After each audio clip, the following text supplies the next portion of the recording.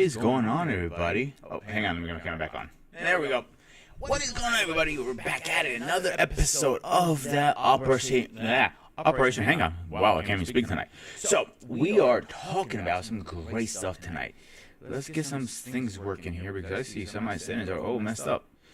Let's get it going. There we go. Everything should be working fine now. So, I have a question for you guys. Do you know what tonight is? Oops, let's fix this a little bit. Yep. Does anybody know what tonight is? Tonight is a special night for any sports fan in a way. Tonight is one of the two nights of WrestleMania. Fine now. And WrestleMania is a big event. Anybody who's a big wrestling fan knows WrestleMania is once a year, and tonight is the year date. This year is supposed to be a big one, actually. We have Rock and his cousin Roman Reigns versus Cody and Seth, and that's supposed to be a night one. If they win, have night two of the match. It's a lot of heating shit going on. But I remember so much. Before we get into it, I want to ask you guys a big favor. This is going to be free. That's the best part. Let's do me a favor. Hit the like, share, and subscribe so we can get into the show. I think it's going to be a great one. I'm just waiting for my guests to show up so we can start asking some questions, annoyingness, whatever we get. I have two guests I know that are mine. They're coming in, and I'm curious, what are their opinions? So we have to see what is their, opinions. What is their idea behind WrestleMania? WrestleMania is a big event. Like I said, it's like Super Bowl for the wrestling fans. That's how big it is. And it's, man, I remember growing up as a kid, it was like, everybody was talking about it the next day in school. Did you see WrestleMania? What happened? And the best part, the story just begins at WrestleMania. It doesn't end there. It's the beginning of the chapter 2, 3, 4, or whatever you're at. That is the sweet part about it. And on top of that, what you think is not going to happen might happen. I know it's not real. I get it. But it's one of the most, listen, I know Vince McMahon is not the greatest person to talk about right now. I understand that. He has a lot of heat. But I got to give him credit where it's due. His creative mindset was beyond anything we can think of right now. Anything we can ever imagine. Anything we can think of ever.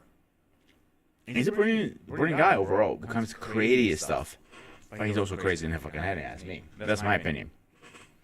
But I remember, I'm trying to remember which one. I remember WrestleMania 20. Yeah, I think it was 20 with The Rock versus Hulk Hogan. Let me look it up, actually, because I'm not positive. Because now I'm goddamn curious, because that is one of my favorite WrestleManias, actually. There are a bunch of them, Listen, Hogan made WrestleMania. I don't care what anybody says. You might like the guy or hate him. He was the face of the company for years. It still is, in my opinion. WrestleMania.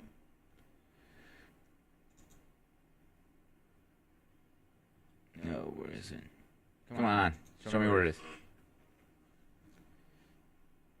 So X10, I assume that's 18. WrestleMania 18. I know they did a rematch the year after that. That's before his Hollywood career took off with The Rock. And he's kind of in and out of it. And the nice thing about WrestleMania, if you guys don't know, is they bring a lot of celebrities in. A lot of celebrities. Like a bunch of them. All right, we got our first guest in the backstage. Let's get him in here because we got to give him his intro, like always. He is. Let me get him in here first. And we got to play his music, of course. We always going to have to play his music. So let's get him in here right about now.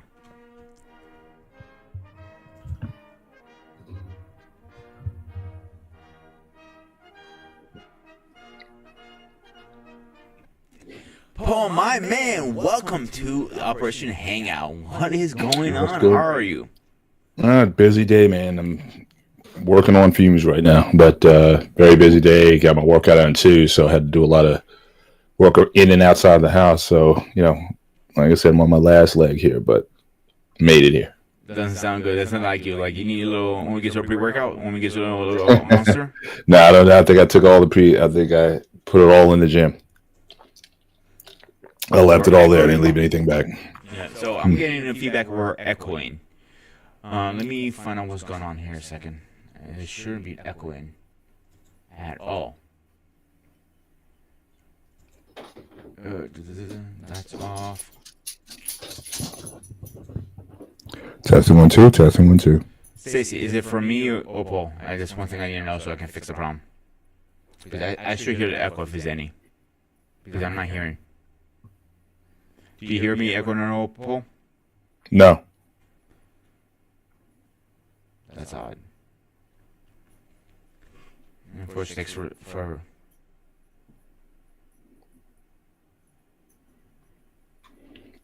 Let me text her say it was coming from me, so not getting back.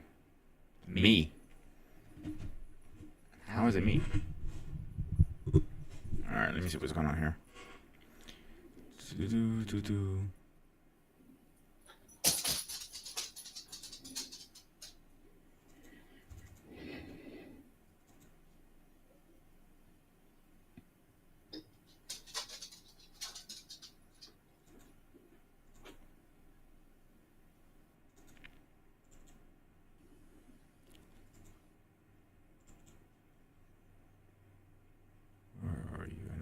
Somewhere. All right, Paul, can you still hear me? Now I cannot hear you, I think. Are you mute? Sorry, can you hear me now? Yep. Yeah, you're good. Echoing? You're good. I don't hear that. Yeah, I'll make sure. Sounds good to me. Yeah, I'll make sure I'm okay with her.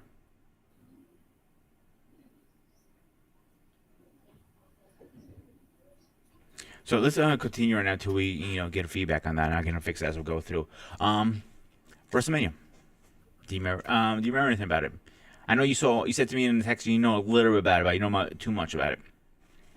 Well, yeah, I mean, I'm a lifelong wrestling fan, so I go back. In fact, I spend some decent time actually going back into the archives. You talking about 1977? Mm-hmm. So looking at old WWF footage, the show in the area would come on at midnight on WWR Channel 9 in my area. So that was like at midnight Saturday night. That was like the thing. So I started then. So I remember like Bob Backlund before he was a champion, he beat superstar Billy Graham in February of '78. I remember seeing him as they were, building him up to be the champion back then. So I've certainly have been a fan off and on since then. So it's been quite a number of years. But the first few WrestleManias, I might have watched like maybe the first 5 or 6, mm-hmm. and then I would go, I would sort of leave and just get into other things, and I would kind of come back to it. So by like WrestleMania 18, I think I saw that one, Rock and Hogan. I mean, that was obviously a big, that was a big, showdown. And, since then I would watch, again, anything on YouTube or like, replays of it or what have you. I think I might have had the WWE Network when it was that streaming app for a bit. So I had the chance to go back and look at some things or whatnot. And I think I've seen the last couple because my daughter, she's also a big WWE person. Mm-hmm. And so, so probably the last 2 or 3 I've at least watched in part. And certainly it's the scale that it's at right now and the atmosphere. I mean, me and her, we went to a Friday Night SmackDown show last September, and that was phenomenal at the Garden. I mean, I forgot because the last time I was in the Garden for a wrestling match was 1986, and that was Hogan and Piper teamed up against I think it was like Paul Orndorff and Harley Race. I believe that was the combo, but it was nothing like I remember back then. I mean, the atmosphere was just absolutely electric. They were sold out to the rafters, and I haven't seen that kind of excitement like in any sporting event, whether it be football, basketball, baseball, or whatever. At certainly not at MSG. So certainly I was glad to see its growth over the years, and and like I said, I'll have my phases. Like I'll go into it, like especially on Friday Night SmackDown, I'll watch some of that. Very rarely do I tune in for Raw, but really? I think I got into it back again the 2000s again. When The Rock was really going at it, when they had the invasion angle, I was pretty into it every week then.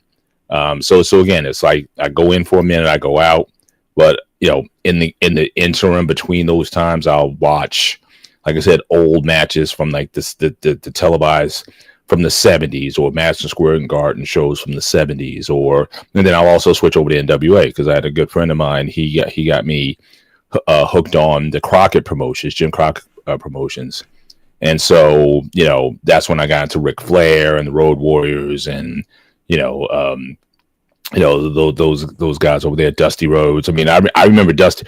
I remember when Dusty Rhodes was actually in the WWF. He had a run with superstar Billy Graham when he was champion. So I remember Dusty from back then when he was like Soul Dusty. He wasn't the cowboy boot wearing guy. He wore these elaborate robes and the hats and whatnot. And he talked, he had that kind of black talk to him, and so he was a very different. Yeah, so it was a very different Dusty in the New York territory versus when he got to Georgia and the more southern, the more southern promotion when he really hyped up that son of a plumber, kind of moniker. So again, that's how far I go back. But as far as WrestleManias, honestly, if I've watched half of them, that's probably an overstatement. So again, I go in and out. I'll probably tune in because, like I say, usually my daughter, she tunes in. We have the Peacock stream. I don't even know how it's playing this year, but typically they have the Peacock stream, and we typically watch through there.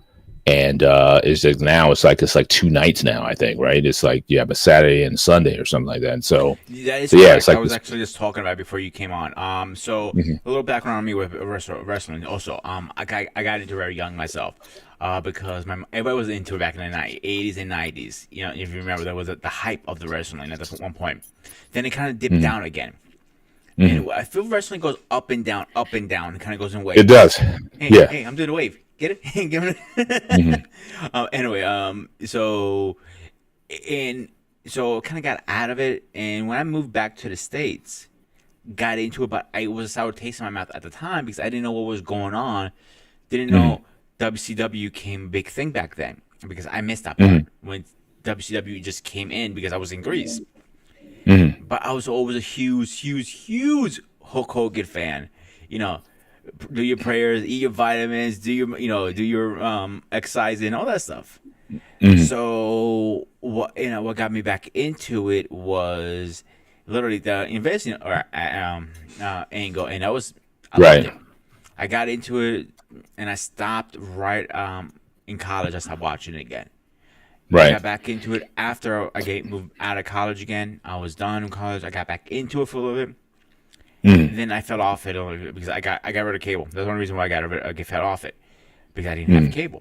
I got into it recently again, but the reason I didn't get back to it sooner after that, because I didn't like the PG way they were doing it. I like the Attitude Era. That was my favorite era. Yeah.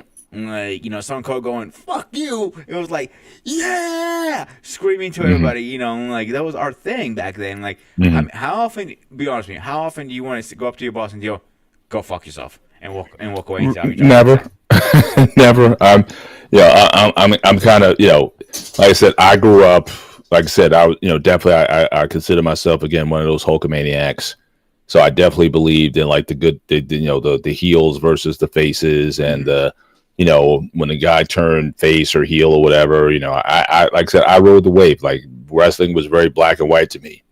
But I think it did kind of go a little bit over the board with the Attitude Era, with the sex and the, I'll give you the that. They did go suckets a little and too far sometimes. yeah, I just think it, they went in another direction, and then I think what partly hurt it is, and I don't know how it's going to be affected now. Like the elephant in the room is obviously the McMahons. I mean, obviously back then you had the steroid trials and whatnot, and a lot of things that came in. So the Attitude Era really came out of those early steroid trials because then Vince was like, look, okay, the business has basically been exposed at this point because now, especially with that stuff everybody knew. If you didn't know by then, but I think every one of us, I know I had my Santa Claus moment, probably when I was maybe 12 years old, and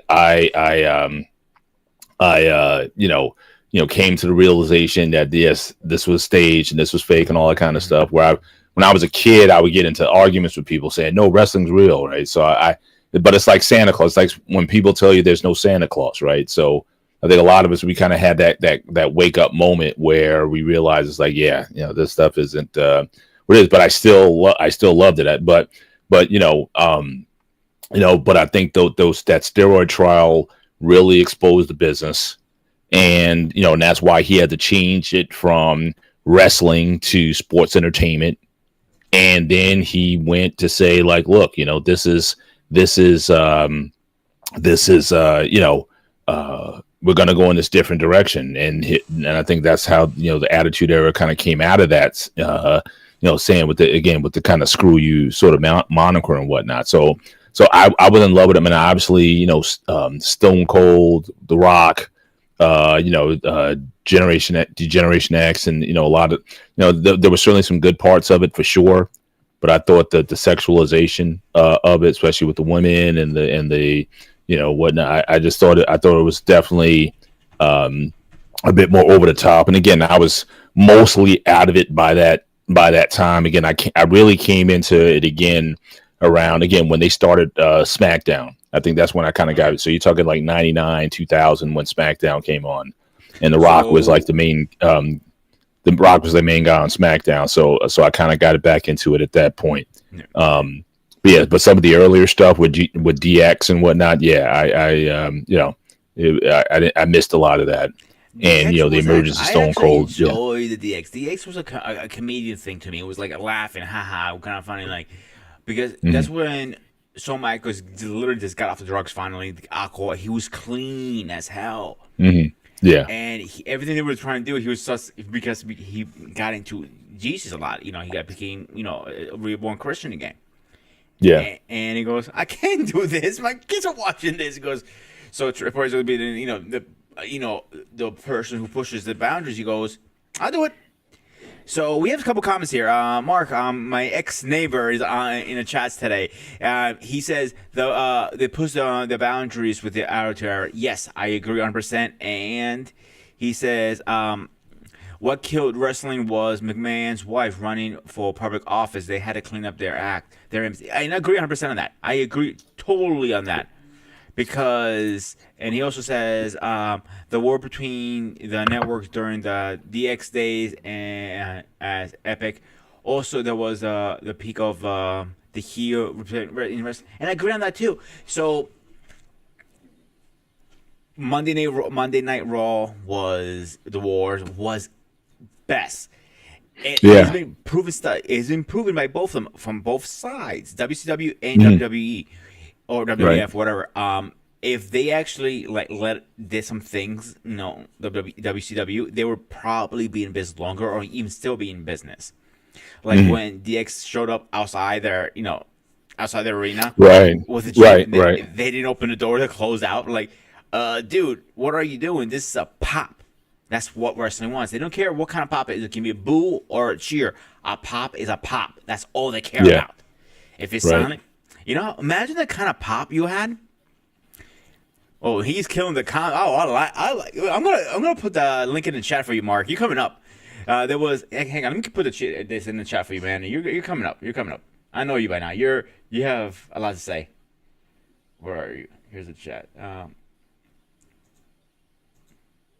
you are. All right. Here's the link, Mark. Just follow the instructions, and if you have any problems, let me know. I'll hook you up.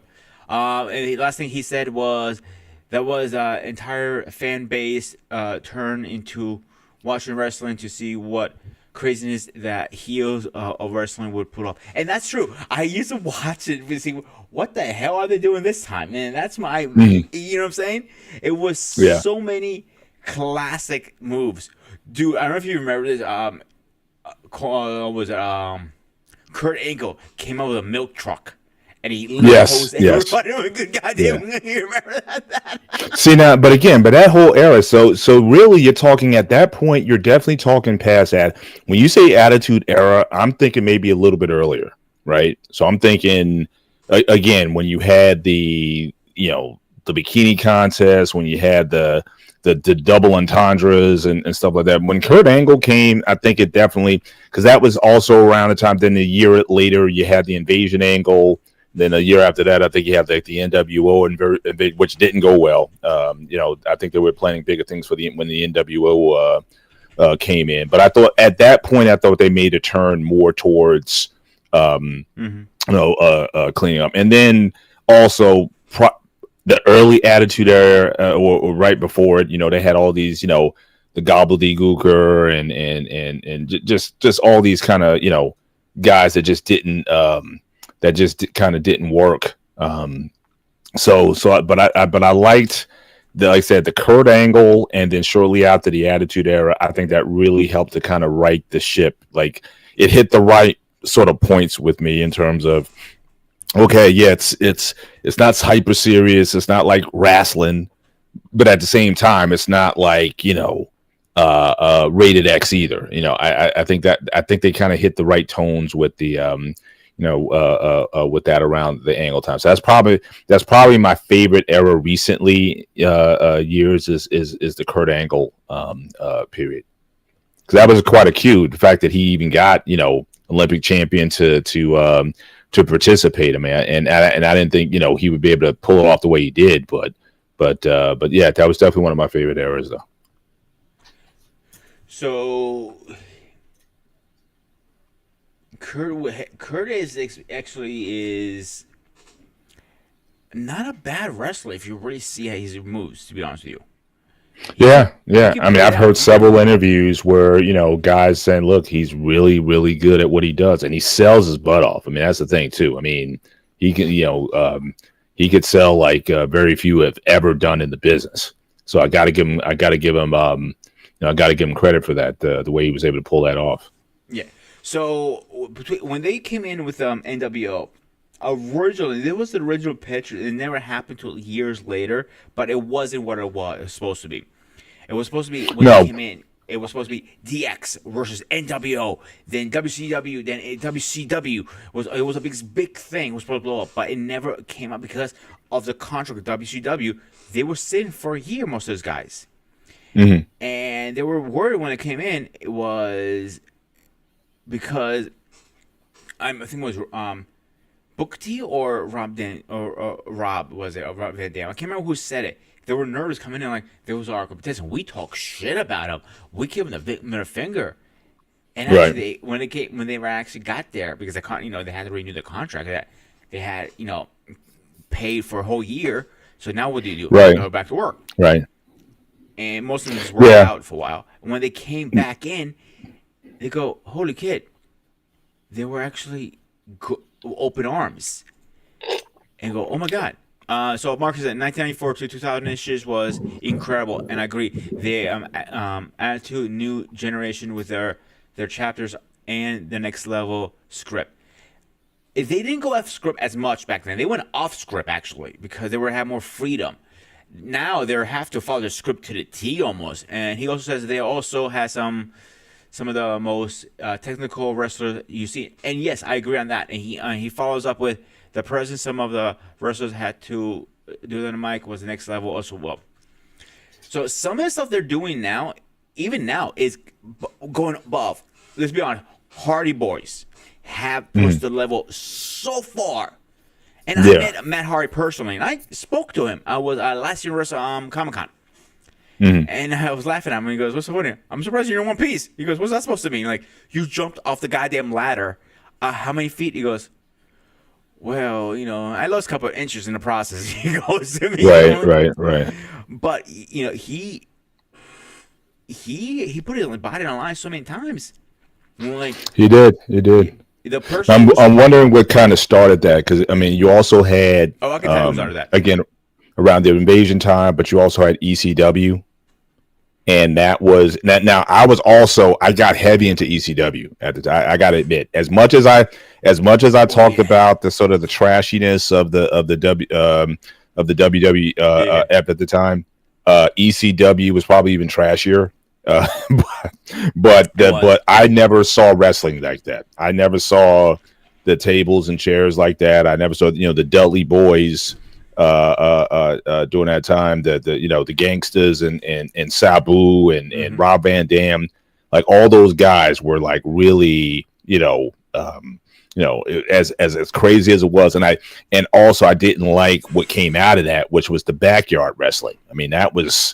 Oh, God, that was crazy. I don't count that. That's but I'm just saying. But it was bittersweet on a lot of different levels, because you're seeing this wrestling like, oh my gosh, I never saw this before.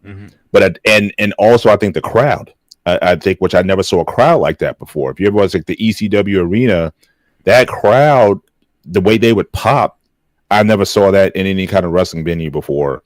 But definitely you had all these kids starting to jump off the roofs of their houses and whatnot, doing all these crazy stunts and whatnot. So that was the first time I had to say, okay, don't try this at home. I don't think anybody was saying that stuff prior to ECW coming around. So so I think that was definitely a pop, and I think certainly a lot of that was incorporated into WWF. Sort of going forward, it's like they kind of raised the stakes. And then when the Dudley Boys, when they got to WWF, or they might have changed to WWE by that time, then a lot of that stuff was sort of more, in vogue, and hardcore matches and things of that nature. So I think they definitely borrowed from each other. So I want to follow a couple things up. So who started that? And Mark said in the comment also it was Mick Foley. Mick Foley, I'm not joking, bro. I met him personally too 2 years ago. When I say he's fucked up beyond fucked up, yes, he's fucked up. Because he threw his body. Dude, he jumped off a goddamn cage. Yeah. Who does that? Hang on 1 second. All right, that's a little better. So, who jumps off a cage? And he said publicly he's having a lot of medical issues now from all the beating he took. What was it? A flame bat to the back or some craziness. I'm like, yeah. What's wrong with you, dude? But and also, I want to follow up with Mark. Also, where did I leave? I talked about the script. Yeah, CM Punk screwed up the script thing. He's right about that, because he did the pipe bomb and he went off script. He didn't follow the script, and he quit right on live camera. Ever since then, they had to follow some type of script, and they get it very. Now they're only a few wrestlers today. I mean, literally. I mean, talking about like tonight, for example, WrestleMania can go off script. Like The Rock, he doesn't need a script. You give him a script, he's going to throw it away and goes, I'm doing my thing. And he's a board member. Tell your boss you're going to follow the script. What is he going to tell you? F off, most likely.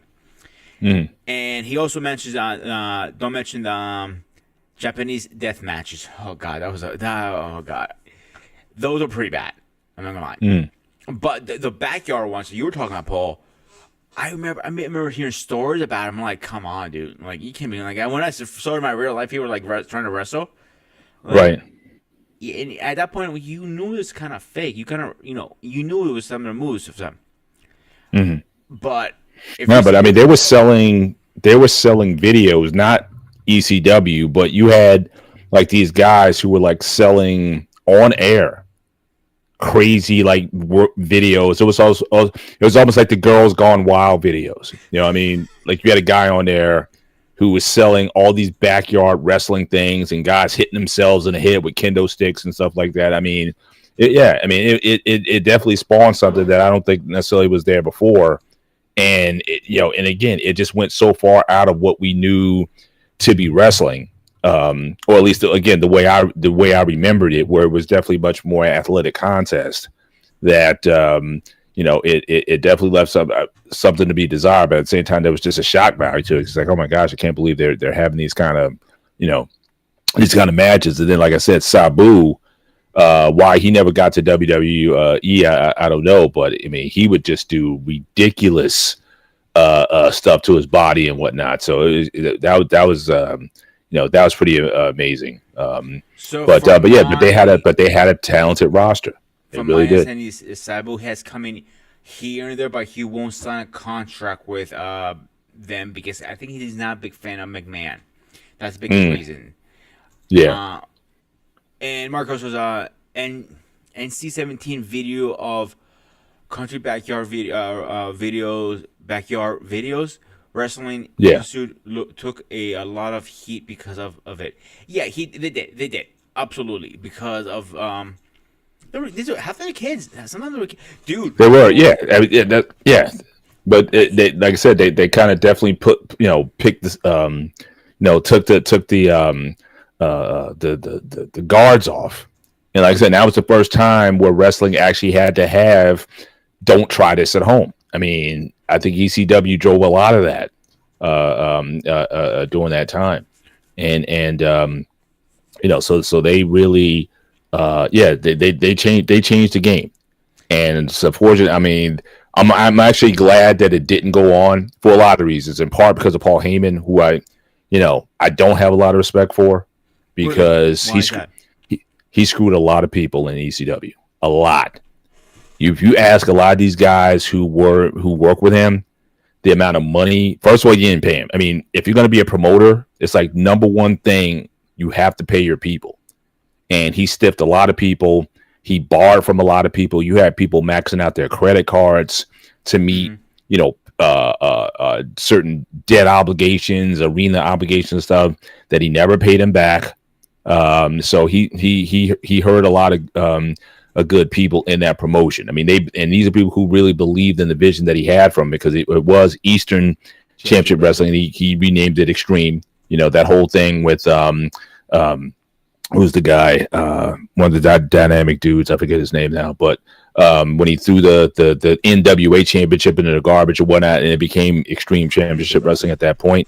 So I think a lot of people really believed in what he was trying to do, but he was just dishonest. He wasn't leveling up with the talent who put their own livelihoods on the line for him, and I don't think he necessarily paid it back. So was it, Todd Golson, the original owner? Yeah, because it was East, right? So again, it was Eastern Championship Wrestling, and then once Heyman got involved, they changed it to Extreme. Again, the NWA belt was still honored. The original NWA, because remember when NWA, when he sold to Turner, it became WCW. Mm-hmm. But the NWA Championship, for what the NWA at the time was still honored, and it was honored in Eastern Championship Wrestling. That's when you had again the guy. I can't remember his name now, but when he sort of stiffed them and really affected that promotion by turning putting that championship in the garbage, and he said I'm going Extreme, and he took on the ECW, the Extreme belt at the time. So it's like so that was Paul Heyman saying, putting the middle finger to the NWA, which again you're talking about an organization that's been there for 90 years. For all intents and purposes, that was the goals with them, and then you can argue the WWF or WWF Championship at the time. Those were like the premier belts, title belts in the world, because NWA was like everybody was NWA at some point, and then WWF went rogue and they kind of bought out everybody. But that was an honored belt, and it took years for now that you got NWA Power and whatnot, where people are starting to recognize that original NWA title again. But that classic belt, before they came out with the big gold belt, that original NWA belt, that is who that guy Douglas, Shane Douglas, when he threw the belt in the garbage, that was a major slap in the face to all the guys who wore the belt, the Funks, the Briscoes, all those guys who wore the Luthez, all those guys. And I just thought at the time, I thought that was just a very low rent kind of move. So, but as far as Heyman, again, look, he's great on the mic. He's always been, he knows how to be a heel and whatever he does, but in a lot of ways, he's a heel in real life. And he did a lot of things to a lot of people in ECW, screwed over a lot of people. And so I never kind of, was a fan of him for that reason. But he fills the role very nicely of being the snake manager or promoter or whatever he wants to title himself. So he's very good at that, because a lot of that, it behind the scenes that he's been a snake. And other promoters, Jim Cornette, I mean, a lot of these guys talk about what he's done to people. And so that's why I've never had a lot of love for him. But ECW definitely was a major change in wrestling overall that I think a lot of people weren't expecting. But again, look at the talent that came out of there. Again, Stone Cold came out of there, because remember, he was in WCW. Then he took a trip to ECW. He was there for a minute before he came to the WWF as the Taskmaster, and then he became Stone Cold after that. But if you look at his time in ECW, that's when you really kind of saw the beginning of the Stone Cold persona really got fleshed out in that particular time. So again, that promotion was very instrumental in what became the Attitude Era, and a lot of the the characters that came out of that. So some of the stuff you're saying about Paul Heyman, I don't personally know that personally. I'm not saying that's true. I just don't know that. What I do know about when he had ECW, he had a contract with WWE. Eventually, whatever happens with WWE, ECW, they will draft them from ECW into WWE. That's right. Because it was at the end of the day, it's business, it's money. Did he screw people over? Absolutely. Did all of these promoters screw somebody over at some point, somehow? Let's be honest here. Could Paul Heyman be the scum of the earth and he probably was the worst one? Maybe. I don't know that. I wasn't a wrestler, so I can't really speak on something I don't know. Right. Understood. Could Vince McMahon be worse than him? Yeah, both of them could have been. Well, now that like I said, back to my original point, that's kind of the 800-pound gorilla in the room, especially with this last stuff that came out. You know what I mean? So also part of the show is talking about WrestleMania and everything that's going on with it, but there have been so many turns with it this year. I don't know if it's necessarily soured anyone's view on the product, but that was like a big, the fact that they've been able to kind of survive to even get to this point to have it is still pretty remarkable, given the allegations, not only against him, but again, everybody who might have been involved at the point. And God knows what's going to happen when those names get released. But my statement, remember a couple weeks ago, I did a live on it. Not a couple months ago when I first started doing my live stuff. The beginning of the year thing. I said the same thing. I don't say it again. This is when it first came out. It already got hot. I think that everybody knew it was going on for years. They always covered it up, pay people off. Yeah. I feel it was his son-in-law and his daughter and his actual son too, all his kids, ratting him out because he would not let go of the power. The way he was running a business, he would run it to the ground. Yeah. He would never sell. He would never sell the TKO. Absolutely, he never would sell it. He would have passed it down. Right.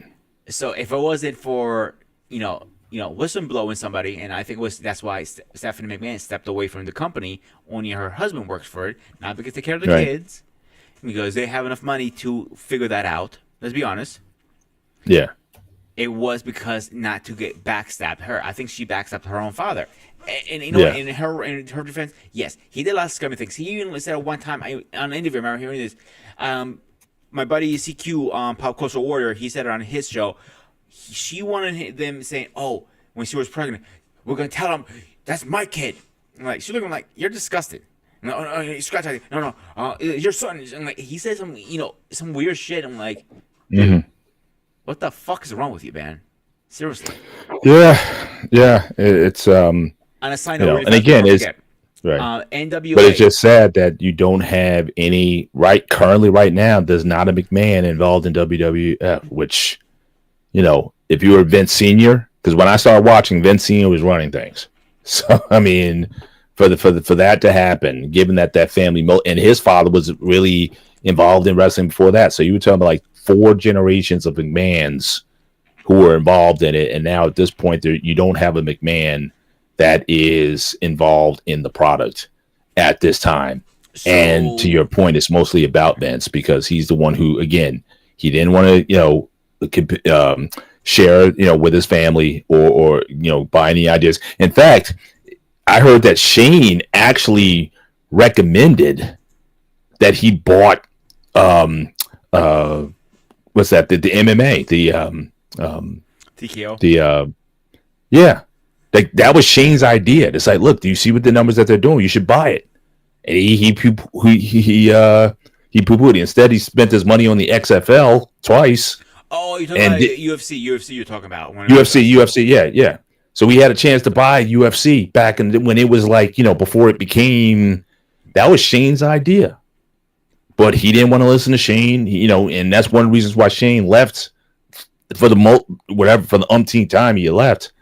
But he didn't even want to capitulate then. So because of his stubbornness, because of everything involved, because of his, who he is at this point, there's no McMahons that are involved in the product. So I'm really like, man, that's just a sad commentary on what's what's been a very successful, at least since I've been watching, 40 plus years. And certainly, like I said, the McMahon Senior and his dad before then, that's for some people that may say that's poetic justice, but I just think it's sad, at this point that you have very few people, with the exception of Triple H, who's still actively involved in the. There's my pushback. So you say no McMahon are involved, but technically they are because Triple H, Paul Heyman, or Paul whatever his name is married to Stephanie McMahon. So in a way, they are involved. Yeah, but you know what I'm saying. I mean, like I said, in day-to-day decisions, like that, she stepped away.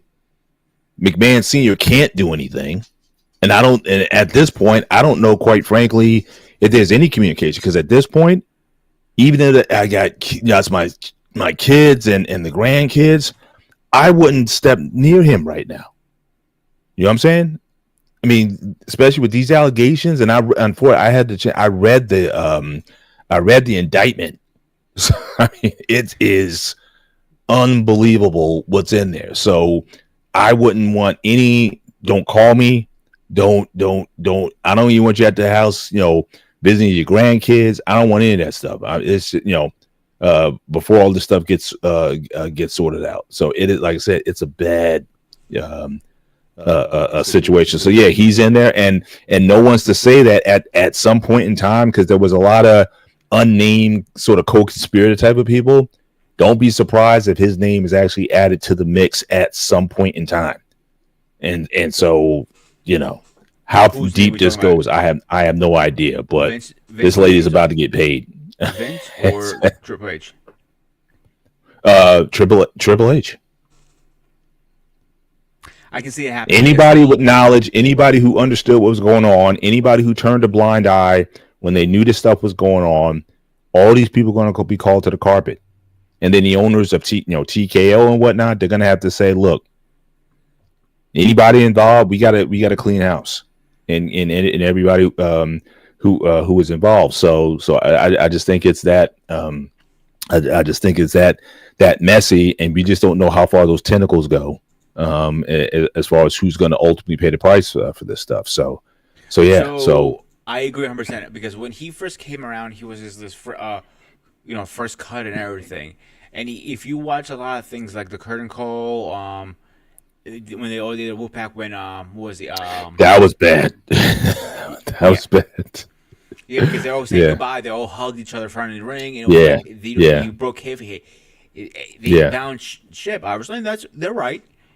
And he got the heat for it, but the punishment he got was nowhere near the crime, because if it was, let's say, I don't know, let's say CM Punk, for example, I'm going to use names, I'm arguing names. He probably wasn't in there back at the time. Right. He would probably got even fired, probably, or even dropped down to the lowest card possible to teach him a lesson. Not Triple H. He got punished, but nowhere near as much. Right. Vince, he was ruthless with his punishments. Yeah. But now they got to the point they're finding them like, okay, you're finding me money. It's not gonna. You're just gonna piss me off. I want to leave at that point. So it's another. So he has a good comment here, and I want to point out. And he goes, listen, Netflix get listen to celebrities and people. So here's why I want to bring the Netflix thing here in a minute. So end of next year, I believe they say, Netflix has the right to air Raw. Great. Okay, right. Yeah, they're now already announcing there will be a negotiation between Peacock and maybe Raw. I mean, Netflix. It hasn't been proven yet. The rumors, and I think Netflix is gonna go for it. Obviously, if they have the Raw, why not get the PPL too? It makes business. Like more people soon, because Netflix was dying down for a couple of years. Now they're finally kicking the balls. I don't know what happened last year or so. They're not getting new content finally. Like, wow, okay, okay, Netflix, yeah, good job. I'll give you more applause for that. I'll give you credit for that. But I wonder how the evolution of even wrestling right now, the evolution of sports. Let me rephrase that. It's changing. Meaning, like, you're going to need some kind of streaming service, and I think NFL, NBA, and all those stuff, they're going to have their own streaming service at one point. The thing with WWE, why it failed, they had no idea what the fuck they were doing. Simple as that. They said it. They threw all the money they could, and they just, in the end, they put their hands up in the air like, I don't know what else to do. $10 a month was dirt cheap. It was nothing. Think about it, huh? Could you afford $10 a month? Absolutely. Yeah. So especially at the time, because even the pay-per-views were getting like 56, 60, 70 bucks for the pay-per-views. Exactly. They're still on pay-per-views. If you don't have it, you're still gonna order that. But nobody really orders it because you could get Peacock. I can literally download Peacock for free tonight, get a free month, cancel it, and redo it next year. Right. I'm not saying you should, but that's what most people do. Right. Again, why would you pay? It's cheaper to do that way. If I'm paying $20 on my next Netflix account, or 30, whatever it is, I don't even pay attention anymore, to be honest with you. Why would I pay? Yeah. Simple. The wrestling business has changed completely. Yeah. What it was. So, Paul, what was from your memory? I know you haven't even watched a lot. Which one was your favorite WrestleMania match?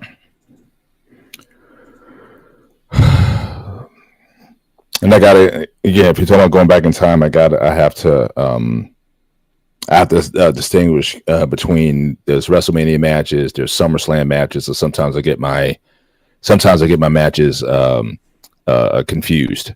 Someone out there, I may know the difference, or somebody in the comments might know. Yeah. What was the latter match? As far as my favorite match, probably of all time, may have been. There's been a couple of them. One was the first ladder match with Razor Ramon and Shawn Michaels. I don't know if that was WrestleMania. I don't think was that WrestleMania. I don't remember being WrestleMania. Yeah, that's what I'm saying. That Mr. T. No, I'm sorry. That was what? I'm surprised you didn't say Mr. T. Or Hogan, Mr. T. No, it wasn't that good. I mean, because even then, again, having Mr. T there, he wasn't a good, doesn't have a wrestling background. He wasn't trained in wrestling or whatnot. He was very stiff, and you kind of knew it. You kind of knew that. You kind of knew that going in. I certainly prefer, obviously WrestleMania 3, Hogan and Andre. I think that was good. Oh, my favorite. What am I thinking? WrestleMania 3, Ricky Steamboat and Randy Savage is arguably the greatest wrestling match of all time. It's right up there with the best. I mean, because arguably Ricky Steamboat, he's arguably my favorite face of all time. You know what I mean? I mean, Ricky Steamboat from a wrestling pure, he's like it. He perfect. His arm drags, the whole package. Ricky Steamboat, any match with him. The matches he had with Flair when he went back to NWA WCW. The matches with like I said with Randy and whatnot. He's just a great performer. In talent wise. So yeah, probably that one is arguably my favorite one of all time. Hogan versus Rock, again, WrestleMania 18.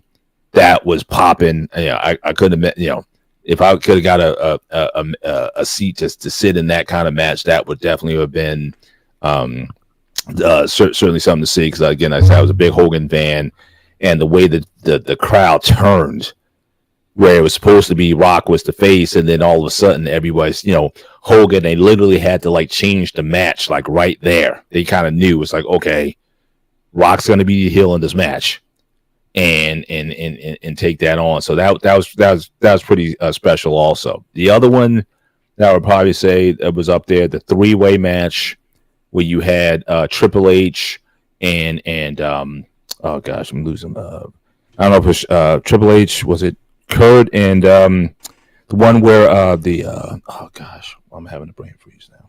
It was the night that you had 2 title changes. You had Guerrero won the championship, and then the Wolverine. Benoit. Chris Benoit. Benoit. Yeah, I think that might have been WrestleMania 20 or something like that. But that one was that was good. That 3-way match when Benoit won it, and I was very happy that night because again, and all the things that came after that aside, I mean, it was obviously the tragic, end for him and his family and everything.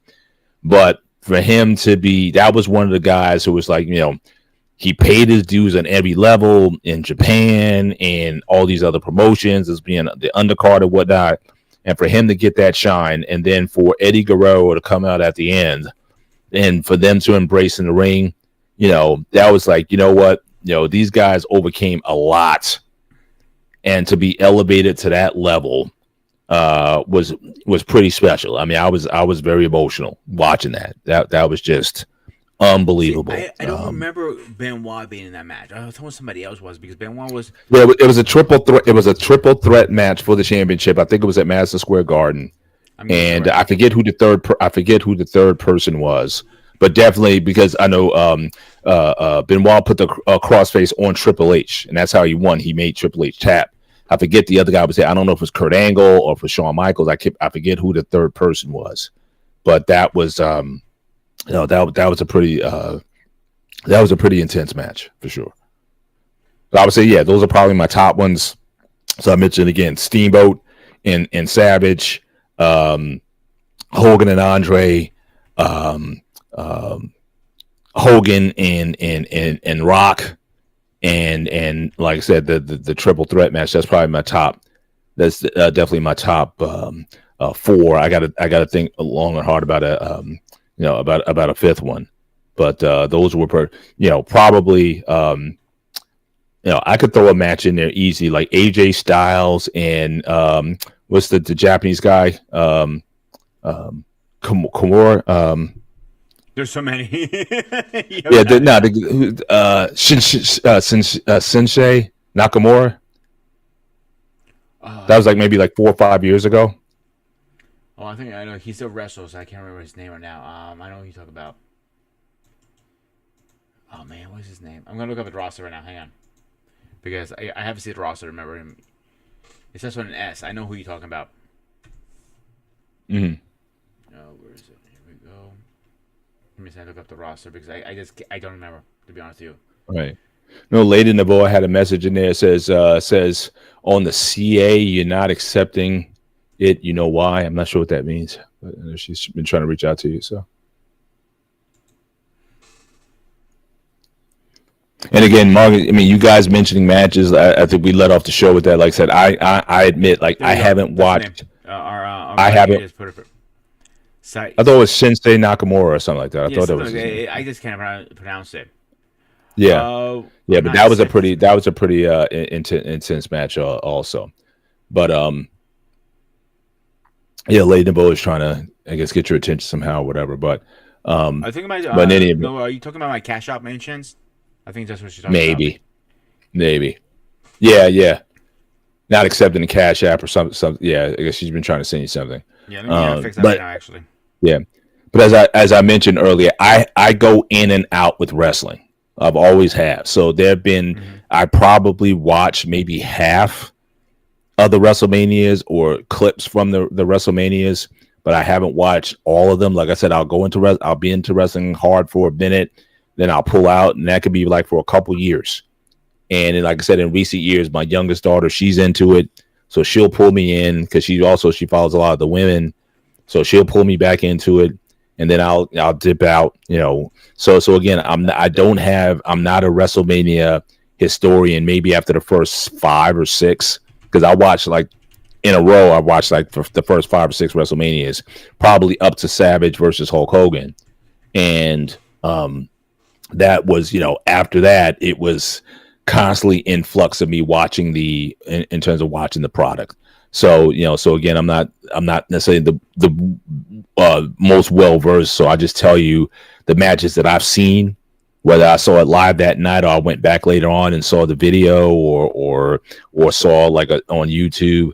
That's the perspective that I come from with it. And like I said, I've also bounced a different promotion. So I got into ECW when it came out initially. I got into in recent years, maybe 7-8 years ago, I got into Ring of Honor recently, because that kind of reminded me of some of that scientific / Japanese style wrestling that I kind of fell into love with as well. So Ring of Honor I got into for a couple years with some of the guys there, Michael Elgin and I forget the guy he would have these matches with, but again, very competitive, more sports oriented style wrestling versus the heavy emphasis on characters and things of that nature. I definitely kind of got into that. And I got into New Japan for a minute, and then I kind of got out of that. So, like I said, I go through stages of it. Yeah. And there was actually an app that I had this fight app, I think it's called. Let me see if I can pull it up. But there's an app where you had all these different wrestling promotions on it. So it had Ring of Honor. It had like literally backyard wrestling. Like guys are literally in barns having wrestling shows on. So very much indie wrestling and things of that nature. So I kind of got into that for a minute because I was always fascinated with the indie. I don't know. Have you ever went to any sort of indie promotions or no, indie? I haven't even been to a wrestling match in person at all. I met wrestlers really? at Comic Cons and stuff like that, and I want to go. So right. I haven't just had. I won't say I have time. I just haven't had. Knowing what? Okay, here's an event. I've just been working or something like that. So, like, if I knew there, I kind of did know, actually. Let me rephrase that. I knew they were up here. I just didn't have the money or time and all that stuff. You have a lot of, going on, like everybody else does. And I would probably go to to Philly tonight and go see WrestleMania or tomorrow. You know what I'm saying? But before we move on, I want to touch base this one statement. It says, WrestleMania 31, Randy Orton versus Seth. That was a cool move he did. So he was going down for the stomp on his head. Yeah, he jumped in the air, grabbed him, and arcaded him.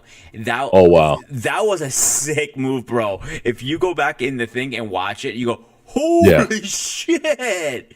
The pop. So it kind of came out of nowhere. Oh yeah, he didn't expect that. He didn't even practice it either. That's something like that. You think over time you're gonna practice. No, when he jumped in the air. It was the first time. There was last year, I believe they said. Ricochet did something similar. They did a double clothesline from one side of the ring to the other with one of the Paul brothers, and they never practiced it. And they both got hurt in the process a little bit, and they were beat up. But they were looking back. You see back at the scene stuff like watching. I don't believe that shit if I could work it, but it actually worked. I'm like. Ooh, it was the collision, and you hear the slap. I want to. Ooh, it was. It was gnarly. I'm not gonna lie. It was like one of the things. And he follows up one of the most underrated wrestlers. Yes, Reb Dam and Bobby Lashley. Not as much about Bobby Lashley's been coming up the ranks lately. So with the Hurt Locker and all that, and with MVP being his manager, the same. But Van Dam, I think he's way underrated. And the reason he doesn't wrestle anymore, do you know, Paul, any chance? Well, he's in his 40s. I mean, the guy's well into his 40s, if not 50 years old at this point. That's the reason. And I don't know if he can still do those moves like he did. Like I said, I saw him in ECW. So I already knew he was special then. But to wrestle that style in your older years, I can't imagine that being, something that you can, that you can keep on. Trying to do a 5-star splash in your 50s is not something recommended, most likely. Well, that's not the reason. He cannot pass a drug test. He loves weed. So he's weeded out. Oh yeah. Every time you talk to him, he's like has a joint in his mouth. I'm like, whatever. Yeah, I expected him from him. I'm like, holy shit. I'm like, I know but he's actually in a very good shape, believe it or not. Overall, he's in extremely good shape. Yeah. So if you put him in a ring, he can keep up with the best of them easily. Very easily. Yeah. And he was legit. I mean, he was like a legit karate guy. I mean, he had the skill set, flexible as anything. I remember, like, it's interesting. He took on the Van Damme because he would do those splits like Van Damme, the actor Jean-Claude Van Damme. So it was a perfect name for him because he was able to do a lot of that, kind of incorporate a lot of that into his wrestling. Very, very talented guy. Great martial artist too. Very good martial artist too. Yeah, very much so. Style he practiced or studied, but I remember seeing his kicks. His roundhouse kicks mostly. I gotta say, I gotta give him credit. I'm not gonna knock him. Like, it's one of the best kicks I've seen in a long time in a wrestling match. Like, he's not a lot of them who come in and say, I actually have fighting experience, and he does. Like, people give Brock Lesnar a lot of credit. Oh, he's a good fighter. No, he's not a good fighter. Put him with a professional or a good technician, meaning like good martial artist, like my instructor, for example. My instructor will wipe the floor with him. Imagine you put Bruce Lee next to him for a minute. Let's imagine that for a minute. Imagine Brock Lesnar versus Bruce Lee. If he gets a hold of him, I mean, it's like anything else. I mean, you can take someone by surprise, but the thing is, he has more. I mean, we saw that when he went into MMA. He's good for a round or so. If you can survive the first 2 rounds or whatever, he tires out, and you can take him out relatively easily. So again, just overall his work rate and his conditioning isn't the greatest. So yeah, Bruce can kind of stay away and whatnot. That's one thing. But no, if he gets a hold of you, I mean, I don't.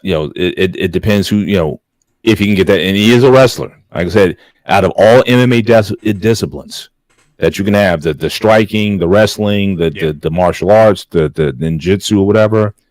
If you can wrestle, that is a great advantage to have. And I won't discount the fact that he was a 2-time national champion wrestler. I'm not taking that away from at all. So I think he would. Yeah, so I think he could be. But again, if he can get on and put his body weight, 290 pounds on, or 65 pounds in MMA on him, or whatever, that's gonna be tough. That's gonna be tough to overcome.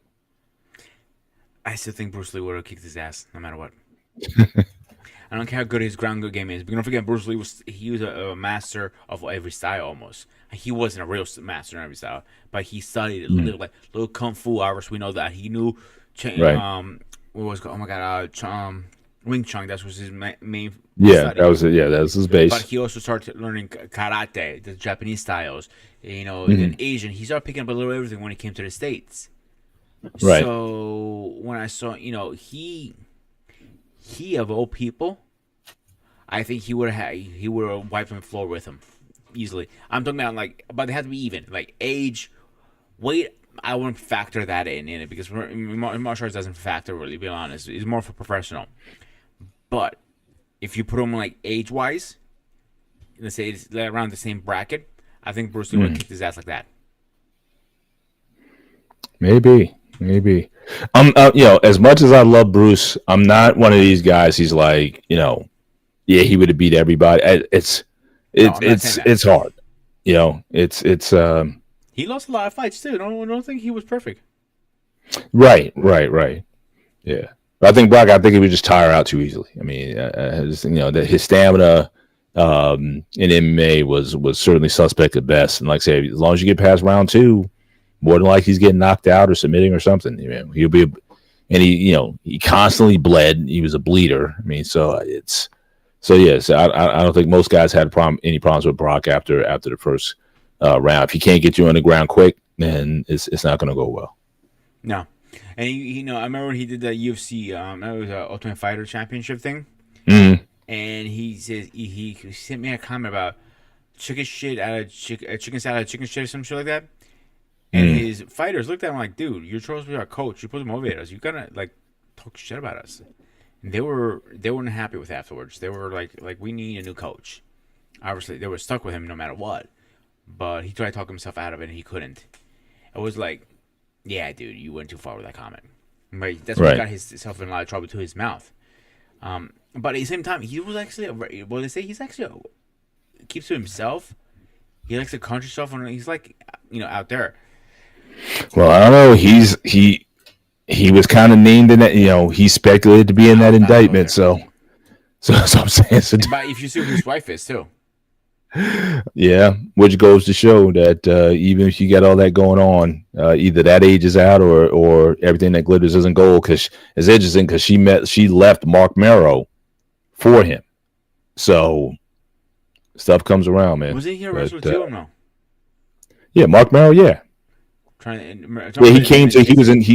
in WCW with Sable, and then he brought her into WWE, and Vince McMahon just was like fawning over her, and basically he did everything to kind of get him away from her, as the story goes, so to speak. So yeah, that was that was an angle also. That was there, but yeah, definitely, the way Vince treated Mark after he got there, and he just wanted Sable to just be basically Playboy bunny, so to speak.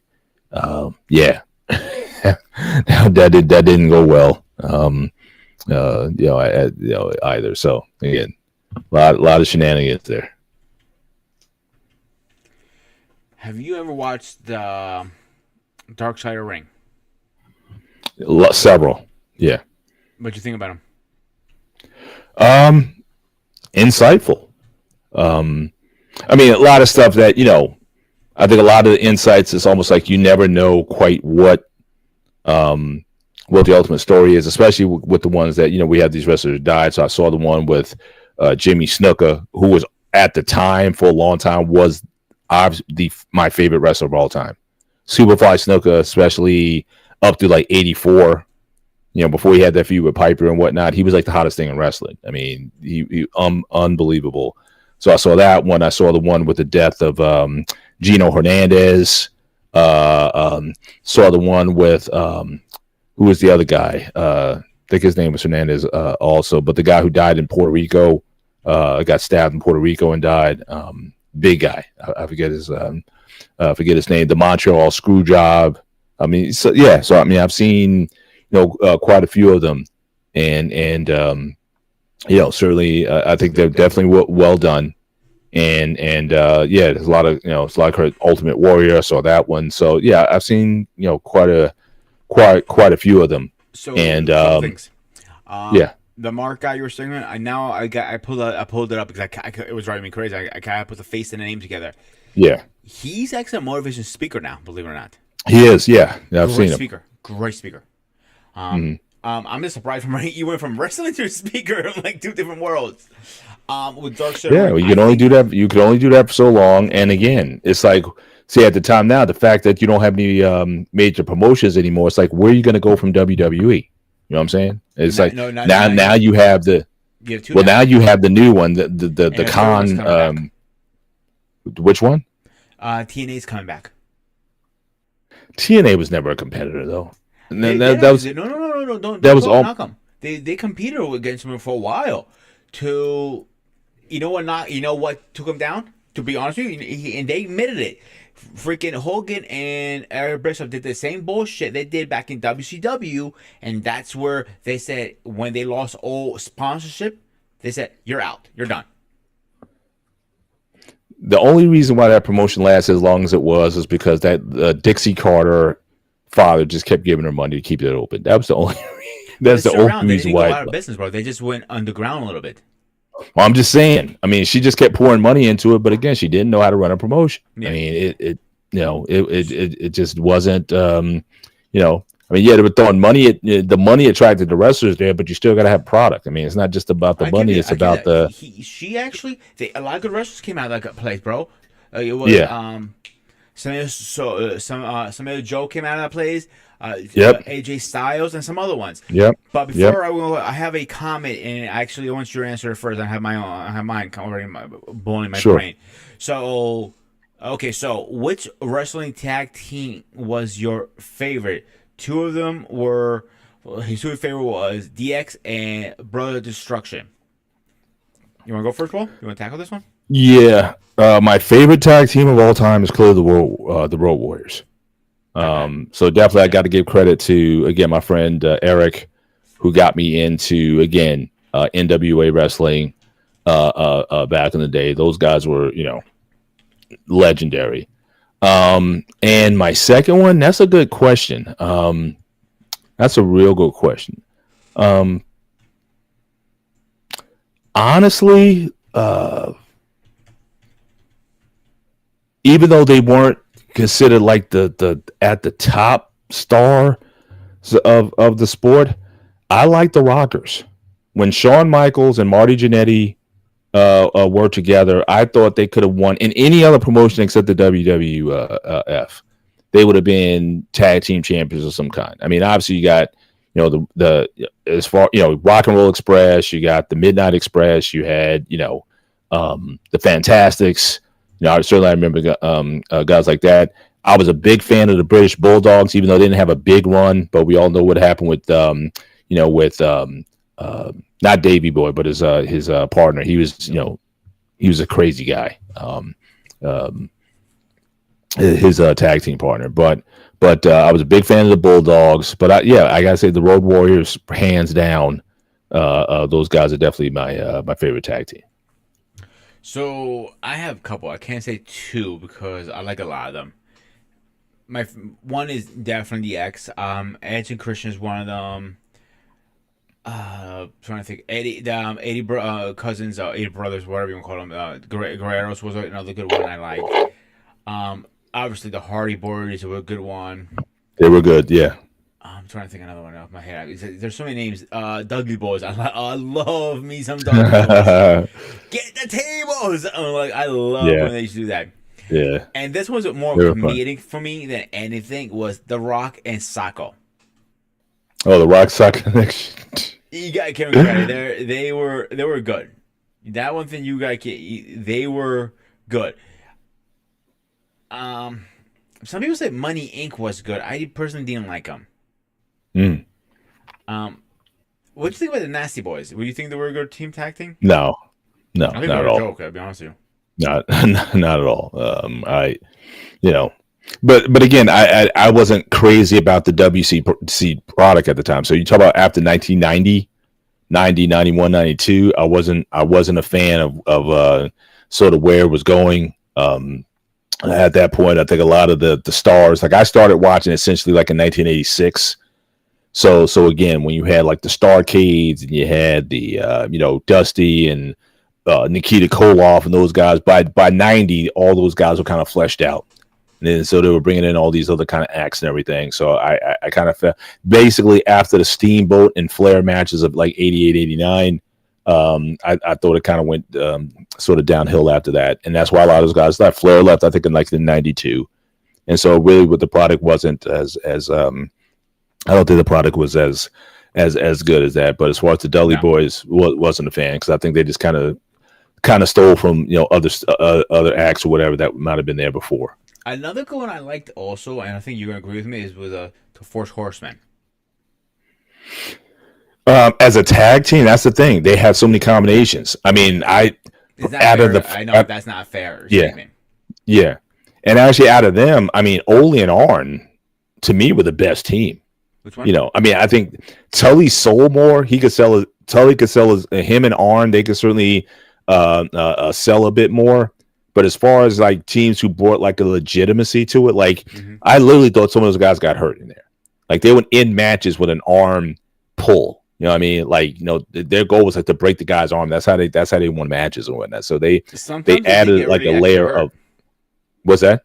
Sometimes they will get hurt actually in real life. Yeah, they work stiff. But that was the whole angle, that they were going to make a guy submit by working on his arm and essentially breaking his arm. That's how they won every match. So they were brutal in terms of the presentation of it. But again with that, now that's a question for you. All right, go for it. What is your favorite wrestling stable? You mean like a group? You mean like? Yeah. Okay. I definitely like DX. I have to say, like, they're my top. Under that, I like where the bloodline's going. I like the storyline of the bloodline. I'm not like say, oh, he's the best. NW, of course. Again, it's stuff I grew up on. Mm-hmm. Judgment is not that bad, but it's not my favorite. It's like I can respect and appreciate the work they're doing. Like, I'm not getting in the ring with them. Trust me, I'm not that stupid or crazy. Yeah. Right. Stupid, not stupid, but crazy. I might jump in the ring and say, well, fuck it. I'll probably say DX. Probably DX and NWO. Okay. For me, I gotta say the Horsemen, because again, they were such a, I think they're the ones who kind of started it all. So I got to give them that. Honestly, even though it didn't last very long, but I loved it, I got to say the Shield. Ooh, I mean, you just remind me of one. The Shield, that was fun. That was fun while it lasted. That was fun while it didn't last that long, maybe a year, but no, more than a year. They were off and on with that. They were off and on, yeah, for but years, for a while. Yeah, but they did say if I forgot his name. What his name? He went to EW, Elite Wrestling. He went to. Yeah. I know what you're talking about. Yeah. He will be off and on still. They will never right. They had a whole angle thought like pretend right now if they were still there. Like, how Seth is going to, you haven't watched it recently, but of course, but Seth is going after Roman and all that stuff now. Yeah. Third thing, and eventually after the whole thing ends, they'll be back together. But here's the one that reminded me that you don't remember probably is the Legends. No. So the Legends is funny. You had Mr. The Million Dollar Man's son. You obviously have Randy Orton. Oh, okay. Yeah, right. And you had Cody Rhodes. All three of them were the Legends because they're okay. Yeah. I think I vaguely remember those guys. Yeah. So we have did those guys join Nexus at some point? What's up? Weren't they all part of it? Didn't they all join the Nexus at some point? No. Okay. I might be getting that confused. So the comment in the comments. Yeah, whatever. It sounds better in my head actually. The Shield is also one of the greatest tag team ups, and don't forget Batista and Rey Mysterio. You know what? I gotta give credit to Mysterio. Mysterio, I'm not sure how old that little son of a bitch is, but he still wrestles like he was in his 20s. It's amazing, absolutely amazing. Yeah, absolutely Dean amazing. Andrews, there you go. That was his name. But yeah. His son, don't knock his son at all. His son is a technical wrestler. He might seem like his little baby. That's his role he plays now. But he's very technical. And people who meet him in person, like when you meet him, he's like, because he saw what his dad went through and struggled and all that stuff. He's all about the fans. He goes, he will go around, give you autographs, put his arm around you, give you pictures. He's not one of those like, get the fuck away from me kind of thing. Randy Orton had an episode once, but now he switched his role. He was at our gym working out, and he had his headphones. So he goes, dude, I have my headphones. I'm working out. And later, I'll take a picture with you. And he blew up on a fan. And like, dude, get the fuck away from me. I'm working out. Give me my space. Yeah. In that case, I do understand why he blew up. I give him, I'll give him his space of that. But because he's a public figure like that big, he should have done it a different way. It's tough. Yeah. It's like blowing up at somebody like it's never right. You know what I'm saying? Yeah. Now let's ask this question now because I know a lot of people are like her or hate her, female wrestlers. Let's talk about Charlotte Flair. What do you think about her? Oh boy. Obviously talented. And I think the thing that's probably best about her is I think the women who beat her, I think she definitely is able to puts a lot of these ladies over. So I think she's legit enough to certainly carry the mantle for a while. But when she puts people over, like the current champion now, I forget the one in the dragon, all that. I forget her name. the goth lady or whatever. I think she's incredible. Rhea Ripley. Yeah, she's I've never seen the level that she takes it in. But her match with Charlotte Flair was one of the best matches I've seen on the women's side. One of the best I've ever seen there. And this lady is taking it like way up there. So let me give you a backstory on her for a second. Yeah. So when she was in the development, what is it called? Damn it, what is it called? NXT. NXT. When she was in NXT, they were gonna cut her because she didn't have the it factor. So what she did is chopped her hair off and started changing her appearance slowly to what we see now. And everybody looked at her and she went out, wrestled, and they're like, and she goes, "Is this what you're talking about? It factor?" And she goes, They were speechless. They couldn't say anything. Yeah. And she became a woman. She almost got cut. Right. One of the best women. Is the best wrestler woman at the moment. Right. But she has like that combination because when you see her, it's like on some aspects you think China to an extent with DX. You kind of think some of that, but she still has like this feminine quality about her. She's built, but she's not freaky. But she's definitely muscular. She's definitely definitely. To be honest. She puts her time in the gym. Yeah. She has the body like I mean the tattoos and everything I'm not crazy about, but she preference. That's another thing. But again, she's an attract. If you strip her out of all the makeup, because I remember seeing an early shot when she was back in Australia. You know what I mean? Yeah, when she was a blonde. She's a very attractive woman. Yeah, when she was She's a very attractive woman. Great body. All that. And she can flip between being this brutish female to this sort of sexy kind of thing. Like it's like all these elements she's able to pull together. And just even like her finishes. Like I think it's hilarious when the way she pins people, when she takes the woman and flips her legs up behind her knees at her head. And it's like that sort of dominant, Vin Dom position. It's just kind of in your face. She's a great wrestler. Some stuff like that goth look. Not my cup of tea. She's attractive women, but whoever's into it, great, good for you. I'm not into that. Like, right. She might be bringing a strap. I'm just saying, but she has like all these different elements to it. Like I said, she could be China when she wants to. She could be sexy when she wants to. She's able to combine it in such a way where it's like, yeah, you kind of buy into it. China. So I think Charlotte at this point, I don't think she'll ever be on top again, or if she does, it's like a transitional thing. But it's almost like she legitimizes people, and I don't know what you call that. They used to call that like jobber to the stars. I don't think she's at the jobber level. No, she's not a jobber. Yet. I would say more. Like I said, I'm not trying to disrespect her like that. I'm just saying I can't see her making like another extensive title run anytime soon. But if you want to be legitimate, if you want to say, okay, you earn your stripes, I think she's the one that you have to beat. And I think she's definitely still clearly a WrestleMania like main event level performer, but I just can't see her being like on top.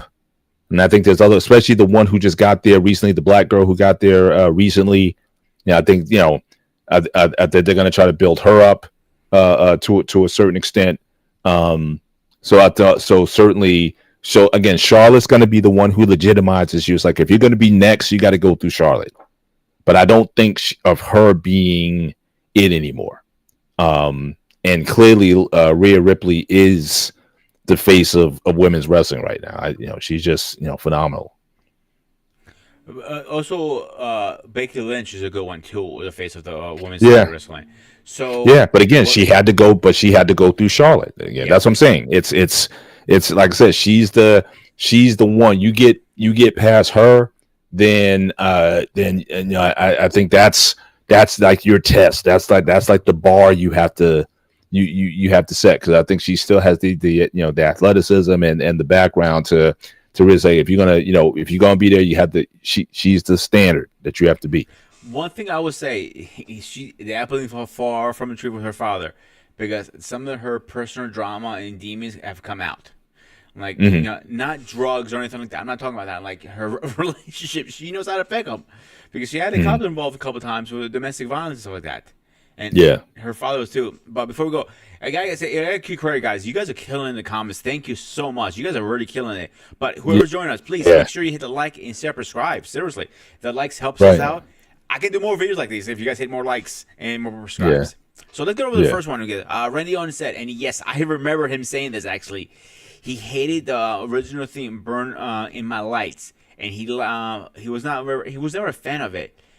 But that's why he got updated to voice. The voices, voices. He loves that one. He says it. Yeah. I remember recently when he came back from his back injury, and he goes, and he's sitting there talking, and he goes, and in a promo, he goes, "I hear voices in my head," and he just rolled out of the ring. Oh, that's creepy. Yeah. And the next one, no one can stop China. I don't care what you say about Yeah, that's what I'm saying. It was such a, at the time, it was such a sort of again, it was like a shock. I mean, her look, her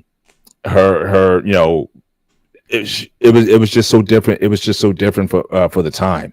So clearly she wasn't going to be in the ring with women. I mean, you couldn't put her there. So she was just she was just like in this weird space because nobody could really get with her at the time. Now, as far as those early ones, again, I think those are the ones who are coming out of the Attitude Era where women could actually like wrestle. Before then, it was like, you had Jacqueline and you had like I said, the Mark Merrow's wife. And what you had a lot of them, but they were like kind of like bikini models, so to speak. But these women here now, I'm surprised you mentioned these ladies here, but you got to mention with the Hardy Boys, who is the girlfriend of one? Rita. Yeah, I mean Rita was like, she took the extreme to like the other, to the next level there. So I mean, you got to, if you're gonna mention these ladies here, you got to mention Rita with that group. She was I got two funny stories really fast. So first of all, I agree with him. China was beyond her time. Let's be honest. Unfortunately, demons got to her. That's a problem with wrestling. Have a lot of demons. Sad. Yeah. Yeah, and the best I can say right now, because I never met the woman, her memory will live forever. Let's be honest. I don't think she'll ever go in a Hall of Fame because of Triple H. And too much. But I've been wrong before. I see other people have gotten in a Hall of Fame who shouldn't got in. But anyway, so I met Trish Stratus a couple years back, before COVID, and I had the biggest crush on her. I still do have the biggest crush on her. I'm not gonna lie to that. And I was trying to shake her. I was like shaking like this the whole time. I couldn't even speak. She goes, "Why are you shaking?" My cousin goes, "He never made payment before." He says, "Get out of me out there!" Like I am an idiot. I'm thinking. So a year before that, I met Lita. So it was Christian. Who was it? Christian and DDP. All three of them. They had a table. I wanted a group picture. There's a little extra group picture. All three of them together, but it was worth it in my opinion. So as I'm, she, signing my autograph, and then like I had my another one in my hand. She goes, "Give me that!" She snatched it out of my hand. Like, "You're not taking a picture with an autograph in my hand. Who you think you're talking to?" I'm like, I looked over like, "Damn, you're fucking bossy as shit."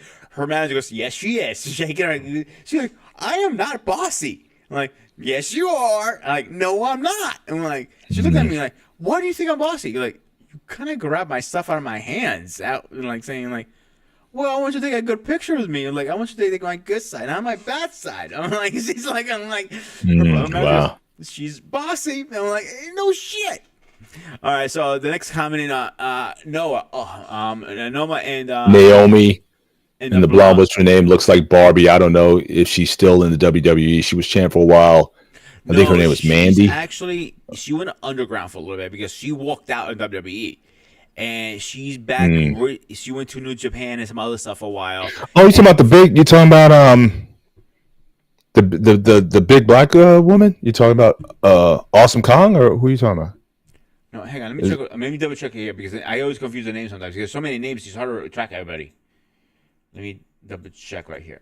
I'm thinking of somebody else. No, actually, I take it back. Yeah, I don't think he was referring to her.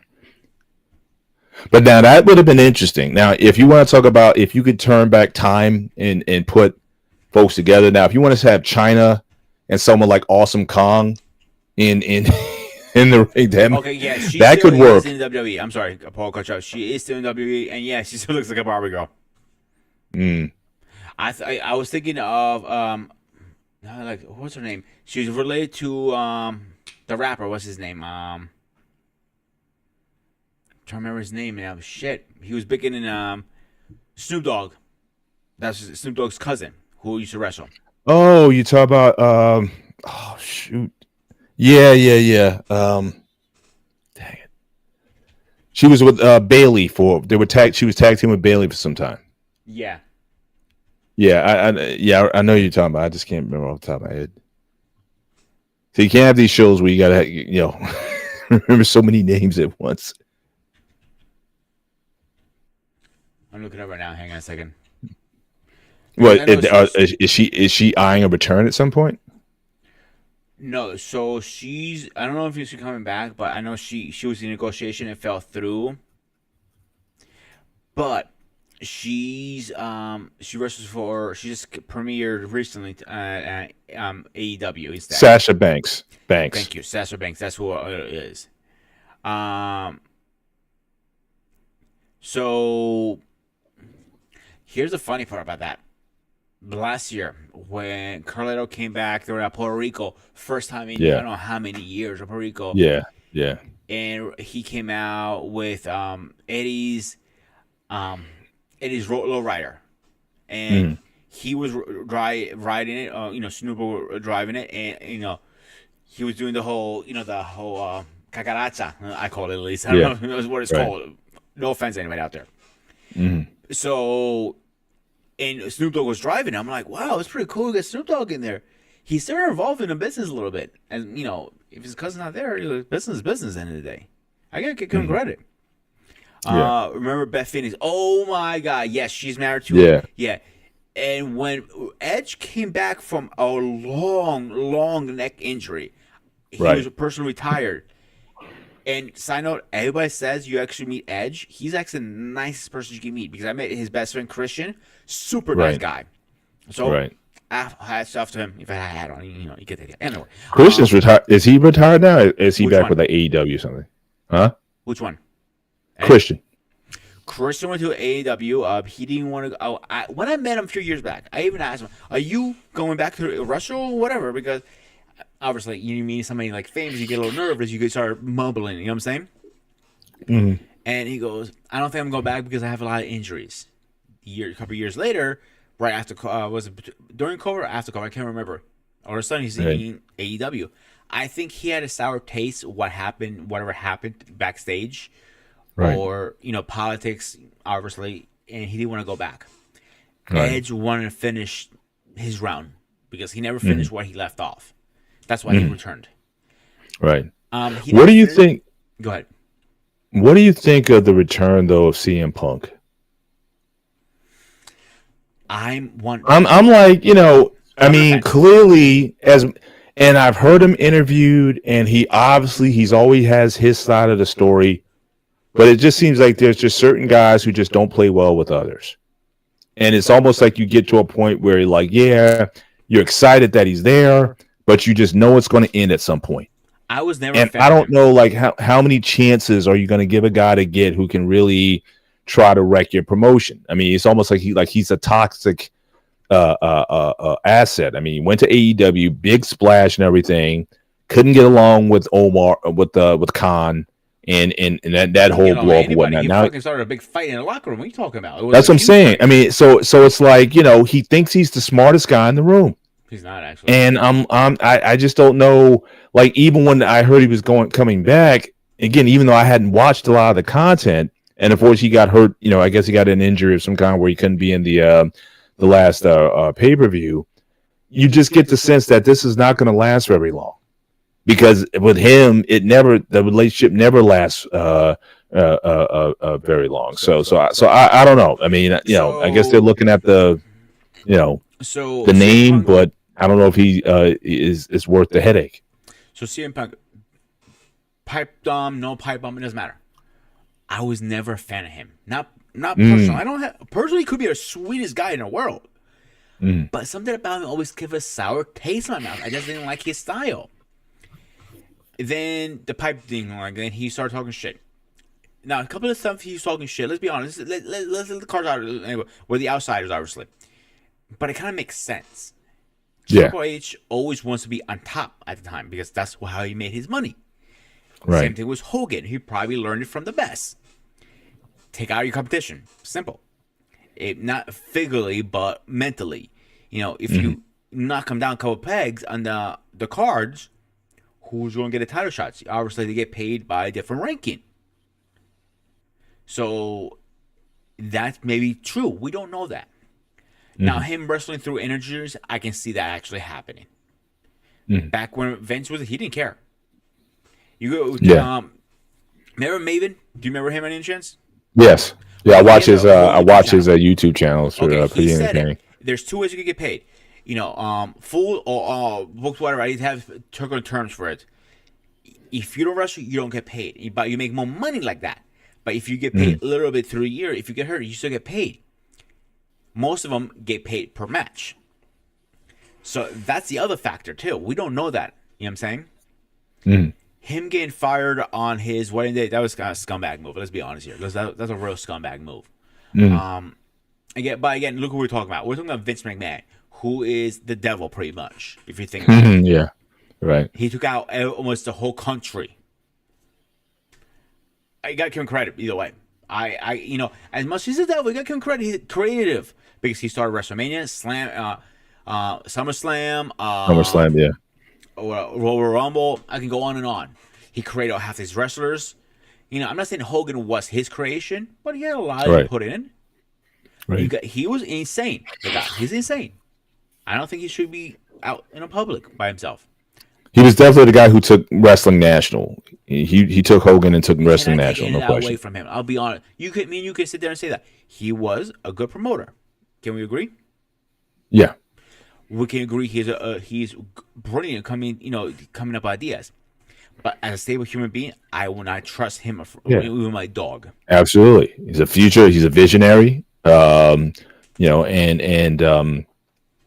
again, he's a complicated is what I've heard from most people about, their dealings, relationships with them. You just don't know what Vince you're dealing with, what day of the week that you're dealing with him on.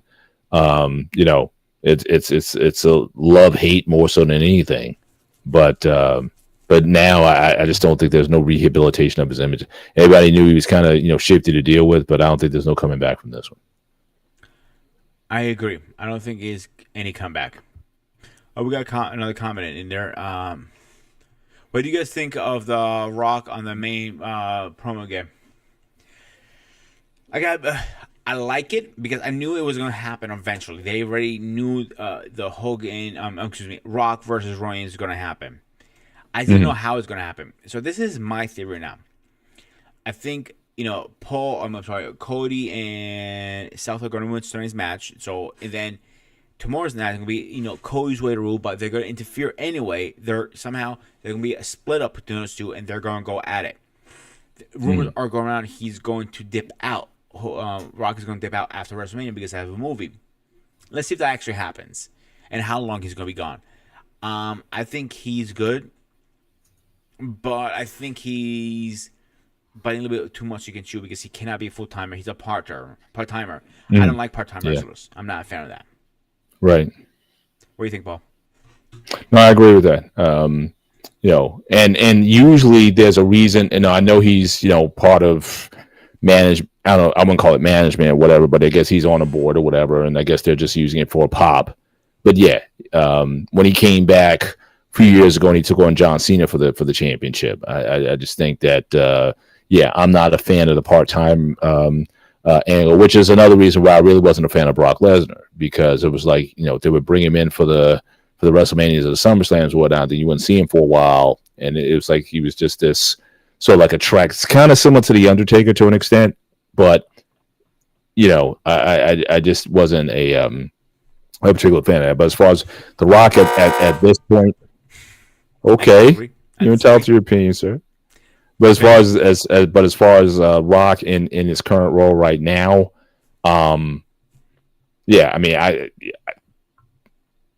if he gets into the ring and actually wrestles, is he gonna be able to deliver like the Rock of the past? That I think he might be beyond that. He looks fantastic, but yeah, again, when you get up to our ages, when you're 50 plus, things can go wrong at any given time. Because even WrestleMania 18, when he did Hogan tore his pec, like for real, like that was like a legit pec tear. With Hogan, you mean, or the? What's that? With Hogan, he wrestled. You saying? Yeah. Hogan tore his pec in the match. I thought it was what happened with what's it called with CM Punk when it happened. No. This is Hogan tore his pec definitely in the okay. So in that match. Okay, here's my pushback now. If he doesn't have the title, I don't care. He can be part-timer all I want. But Roman Reigns is a part-timer too now. Yeah. But he's not as much part-time as Brock. Brock was like, have the champion, he'd be gone for 6 months, and comes back, 6 months gone. He was holding the title hostage. So I wasn't a fan of that. But I will say he's probably better than Brock Lesnar is. 10 times better. Go ahead. Again, he spends a lot of time in the gym, no question. I mean, I follow him on Facebook, so he definitely he's a workout warrior, no question. But again, that's not wrestling shape, though. Will he be able to again protect himself and protect who he's working with at his ages? I don't know. But again, like I said, I don't mind him coming if he wanted to be like the host of Raw for a night or something like that, or like when he first came back and he was like, I forget who he dissed in a promo or something like that. Oh, it might have been who's the Australian guy who's there now? Oh, jeez, he does that. Grayson Waller and who's his tag team partner? Forget his name. But him coming in and like embarrassing guys or whatever, that's fine. But I don't know if I'm looking forward to him, becoming a full timer again. But that used to bother me just in general. What's that? He's never a full timer. But here's the thing with even part time, it gets to a point where and I was saying, wrestlers just don't know. If anybody could literally leave the ring for real, he could. But it just brings a lot of guys back into it. So the biggest reason why he's back in the ring, if you want to call it that, is because he's a board member of TKO, and I think that's part of the clause when they offered a job to him. So here's the comment we have: we got to do a Team Rock versus Team Cole. So where's the Rock and Stone Cold are coaching, not wrestling? I would go for that. I would definitely go for that. They did that once. They were Raw versus SmackDown, or was it Eric Bischoff versus McMahon? I can't remember how it was. They picked wrestlers and they went after each other. And he follows up. I think Paul was talking about that was part of it. That was part of it. Yeah, that was part of it. Yeah. But even in that match, I think didn't he tear his abdomen or something like that? During the match after it was over or something? I remember to memory was when he was wrestling CM Punk and he pulled his groin. And literally he put his hand in his trunk to see what the hell was going on, and he felt a hole.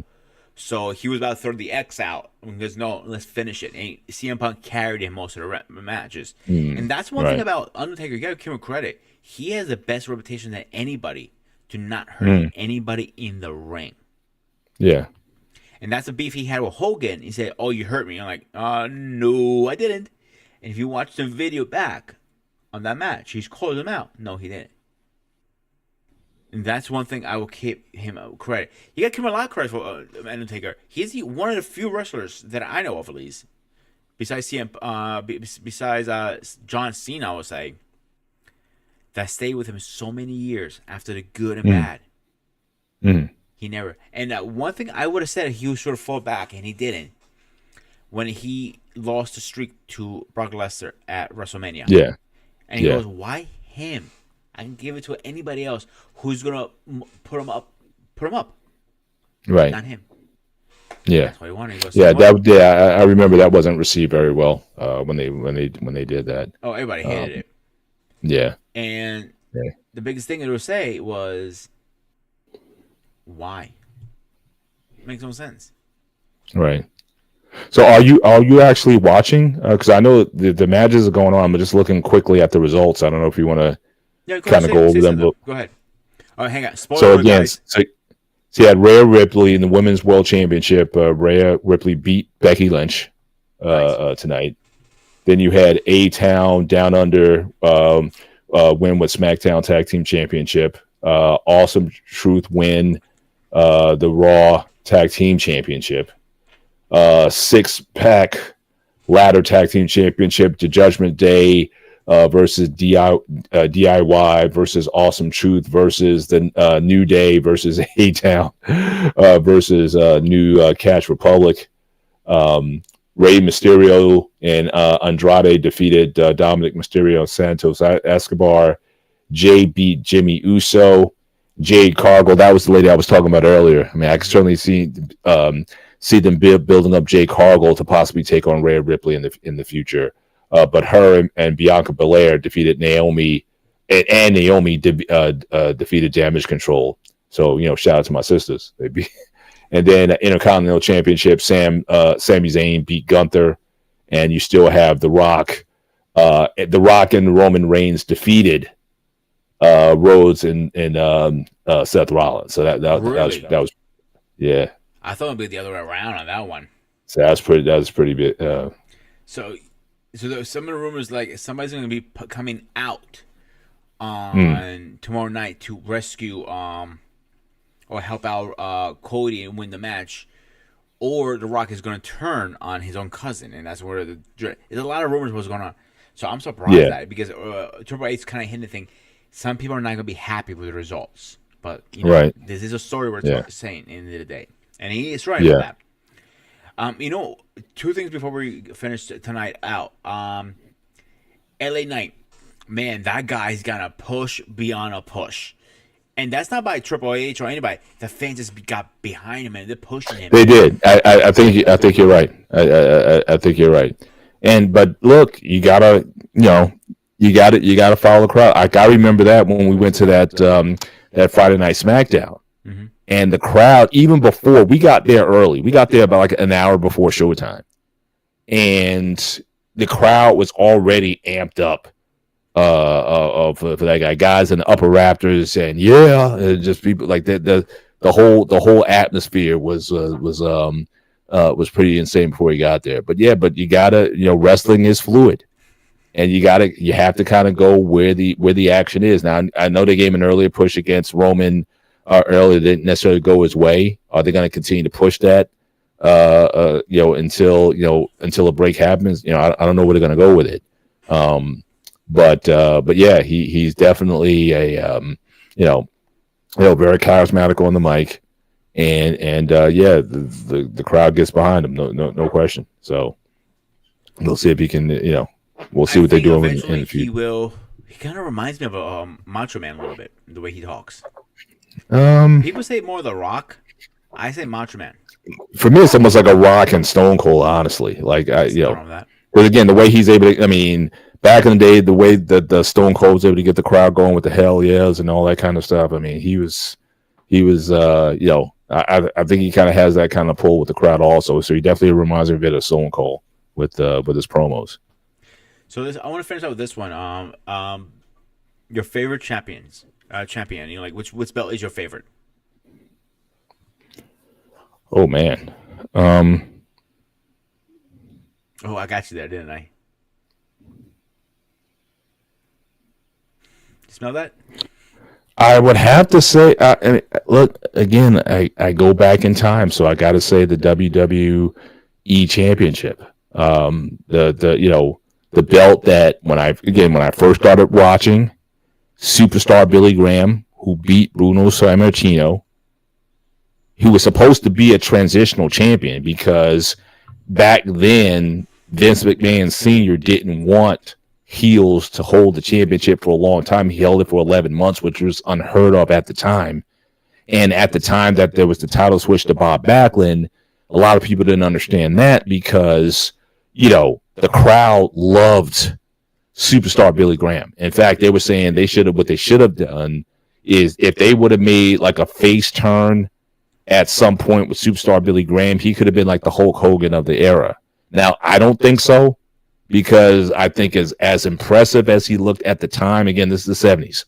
Most wrestlers back then didn't have these bodies the way they have now and all of that. I mean, very few guys who would consider, I mean, Tony Atlas and you know, and back then the incredible Hulk Hogan or like I said, superstar Billy Graham, those are the guys who had, like, you know, physiques that you could look at and say, okay, wow, this guy really works at. Everyone else that, like, you know, had beer bellies and beer packs and stuff like that. So, so he was certainly up there. But then Bob Backlund had that run, and then Hulkamania. I don't think anything gets bigger than that. I think that's the most important event in wrestling history. Was the birth of, and I know technically Hulkamania started with the AWA. I realize that, but again, Hulkamania went national with the WWE or WWF at the time. And don't forget the importance of Rocky III.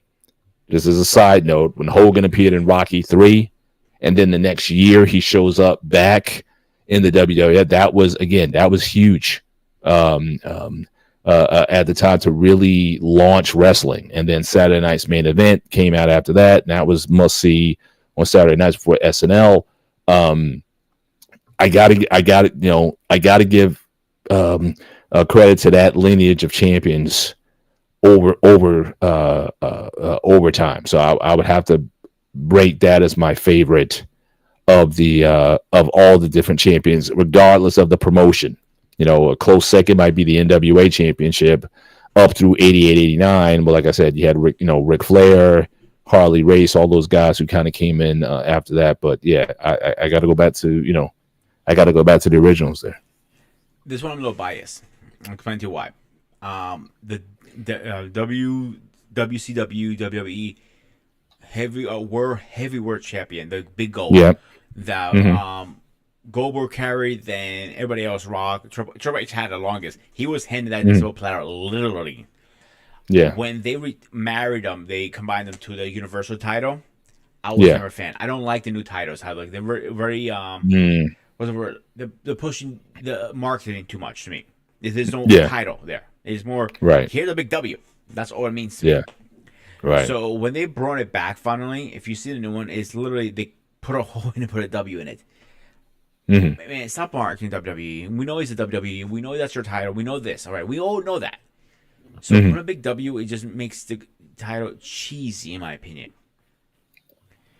When it was the Universal, it looks okay. It looks okay. It's not the greatest, but it's okay. But the old gold, have that thing big ass metal thing around your hip or your arm or waist. That was a classic look. I would have now. That's a different question. Now, if you're saying, I thought when you were answering the question, you were talking about again the lineage of the belt. If you're talking about, if I had a belt like behind me right now, like what belt do I want to have on my wall? You could certainly make a case for the big gold belt, the original, because there have been so many of those, and everyone's kind of cheated it. But I'm talking about the one that was presented to Ric Flair back in 1987. If you're talking about that one, I would certainly go for that. Might be my favorite. The one after that might be like the WWE WWF belt that Hogan wore, maybe like by like they did like 2 or 3 iterations of that, but I'd say probably the one he had. One second. Yeah. So it is both for me. Title wise is always the heavyweight, because that you couldn't go higher than that. It was a special mystique over it, and that's what I liked about it always.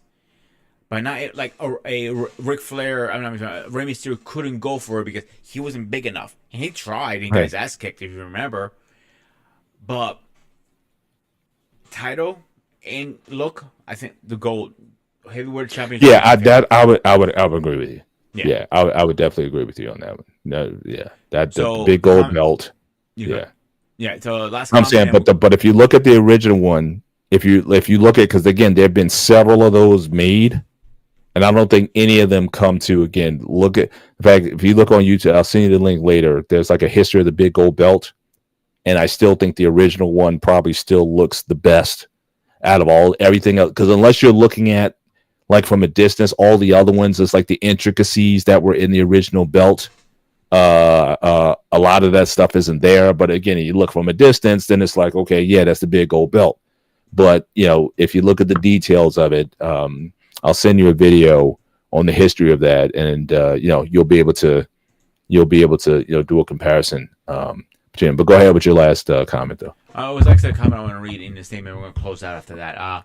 One of his favorite rock rats was when he was cutting off pie eating trailblazing stone the faster than a buck, the biggest thing to hit Toronto against the Maple Leafs. That must have the Hollywood Rock at that time. That had to be Hollywood Rock, I think, at the time when he would come out and do the guitar and he would like diss the city that he was in or stuff like that. That had to be, I'm thinking, in that era. He's the bad guy now again, so he's doing that. Yeah, I'm thinking that's Hollywood. That sounds like Hollywood rock to me. During that time. But yeah. So Paul, any comments, thoughts, concerns? Well, again, like I said, wrestling. At present, I'm out of wrestling in terms of the current product of any promotion. But just today, really over the last few days, again, I like to go back in the archives. I love going back and visiting history. So I was watching literally WWF content from 77 and 78. And the crazy thing about it was whoever put it there, it was from the New York area because, again, it was from WOR. So I remember the commercials that were on during that time. I had this thing with commercials. I'm kind of like a nerd when it comes to that stuff, jingles and commercials and stuff from back in the day. So I shut up.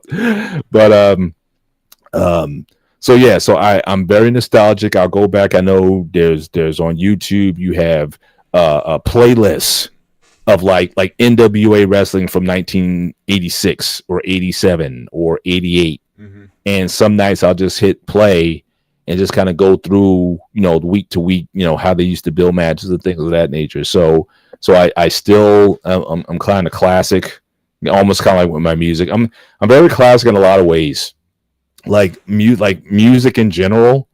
I'm in 70s, 80s, 90s guy. Like rap for me died in 1995. I have very little rap in my collection past 1995.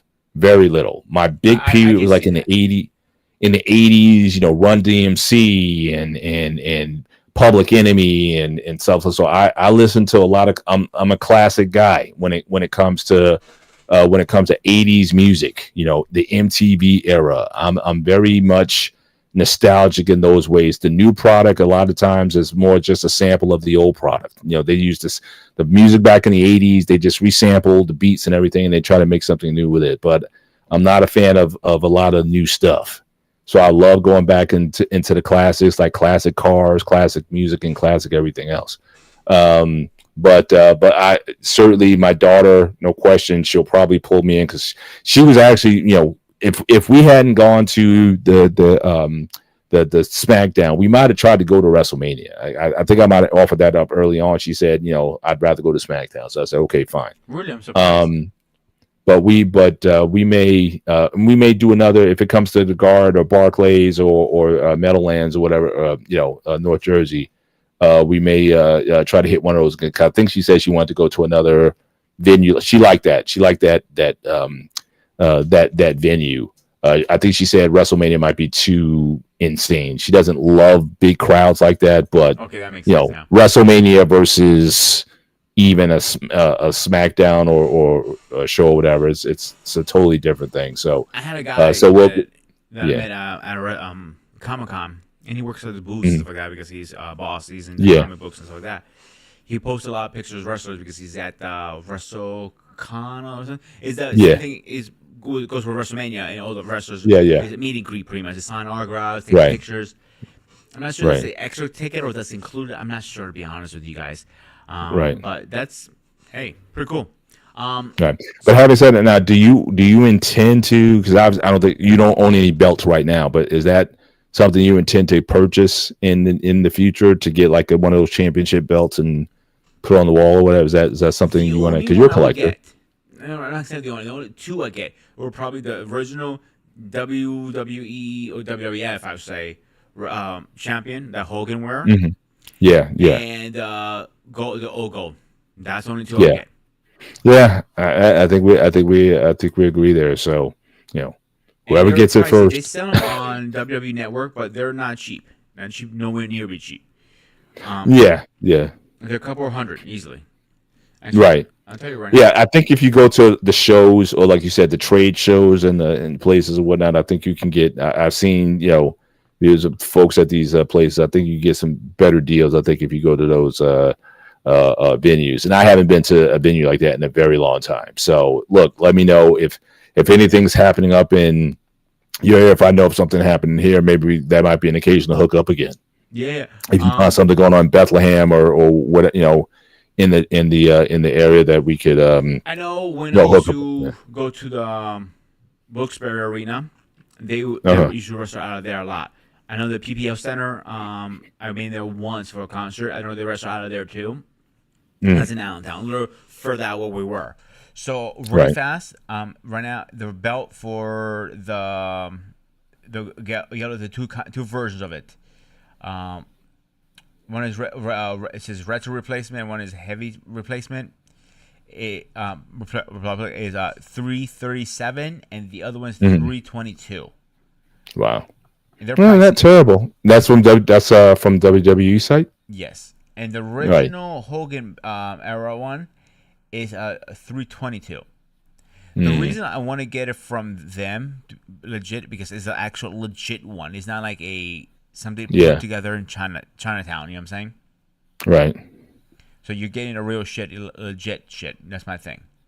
So it depends which one. You have another one here. It goes for 187. I'm like, I want to know what's the difference now. It doesn't say too much here. Right. But the other two, the first one I read off of, it looks more shinier in the pictures. So it could be how much gold you have in it too. So if there's any gold in it, I don't think there's any gold. Right. It'll be more like a spray paint. Even the Rock's belt, the Bull one, if you remember, that's going for $374. Right. They're pricey. These belts are not cheap. Yeah. Now, speaking of the gold, I'm surprised though they don't create like a legitimate gold and diamond belt. I mean, like something. I mean, you have like some of these wealthy people. They like the real thing. If WWE came out with a belt that's like worth like $20,000 or $15,000, it would probably sell to some hardcore. If you're a celebrity or an athlete or something like that, if you grew up watching that stuff and you said, you know what, they have like a limited edition number of belts, real gold, not gold plated, but made out of gold and diamonds and rubies or whatever you want to put in, especially the big gold belt. If they put something like that on the market, I think it would sell out pretty quickly because I think there is going to be that luxury market. Just like if you would spend $20,000 on a Rolex watch, you would easily have people buying a big gold belt, to put on their wall, and it would be like a legitimate, like this is like the real thing. So I'm kind of surprised that you don't have like a luxury market out there where people are making those kind of things available. Just like you went to Rodeo Drive and you bought, whatever, $2,000 Louboutins or something like that, there'd be people out there who would pay that kind of money to own something like that. So when Mr. $1 Million Man had his belt was worth a lot of money back then. Right. Because it was gold and diamonds. Simple. Right. So, and on TV, but how flat it was back then, you couldn't put fake. You had to put real. Yeah. That's one. Two, I don't know if there's a niche for that. That's the thing, because they sell more money. Well, again, it would be, but it's a niche market. That's what I'm saying. You may make only like 1,000 of those, but you would sell out a lot. Because again, think about all these football players, basketball players, actors, celebrities. People who have money. Like I said, people who spend money on jewelry, right? Like those people exist. So like I said, I could certainly see somebody putting that out if it's like legitimate, it's certified. Yes, this is real gold. Yes, these are real diamonds. You know, the heritage, all that stuff. I think a lot of people would like to possess something like that. Not a lot of people, you know, because again, they're not that many, but there's enough. I mean, there's millions of millionaires in the United States, and if not across the world. So I think, you know, some of those people will be wanting to have a collector's item like that. So I think if something that would be a number thing, like how many, like a prints, for example, like it'd be only 1,000 or 100 or whatever. That's what I'm saying. Yeah, it would be a collector's, and obviously because it is real jewelry, it may appreciate in value, just like gold and diamonds appreciate in value. What you spend it for could be an investment that you sell later on. It's not out of the realm of possibility. Just like a Super Bowl ring or like a real championship ring or whatever. I mean, you see these guys selling. You know, unfortunately, these guys get themselves into trouble. They got to sell their rings. I mean, they get a pretty penny for these items. So. See, the thing with the championship belts, I know eventually they do lose some value. It depends what kind of championship it is. And depends where you are. If you're a coach or not a coach, like maybe somebody on the team, let's say a trainer, the value is not the same as a player.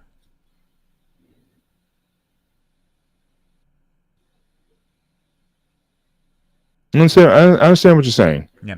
But my only thing is, if it's real, then again, it can only go down in value so much because the materials don't go down in value that much. That's my only point.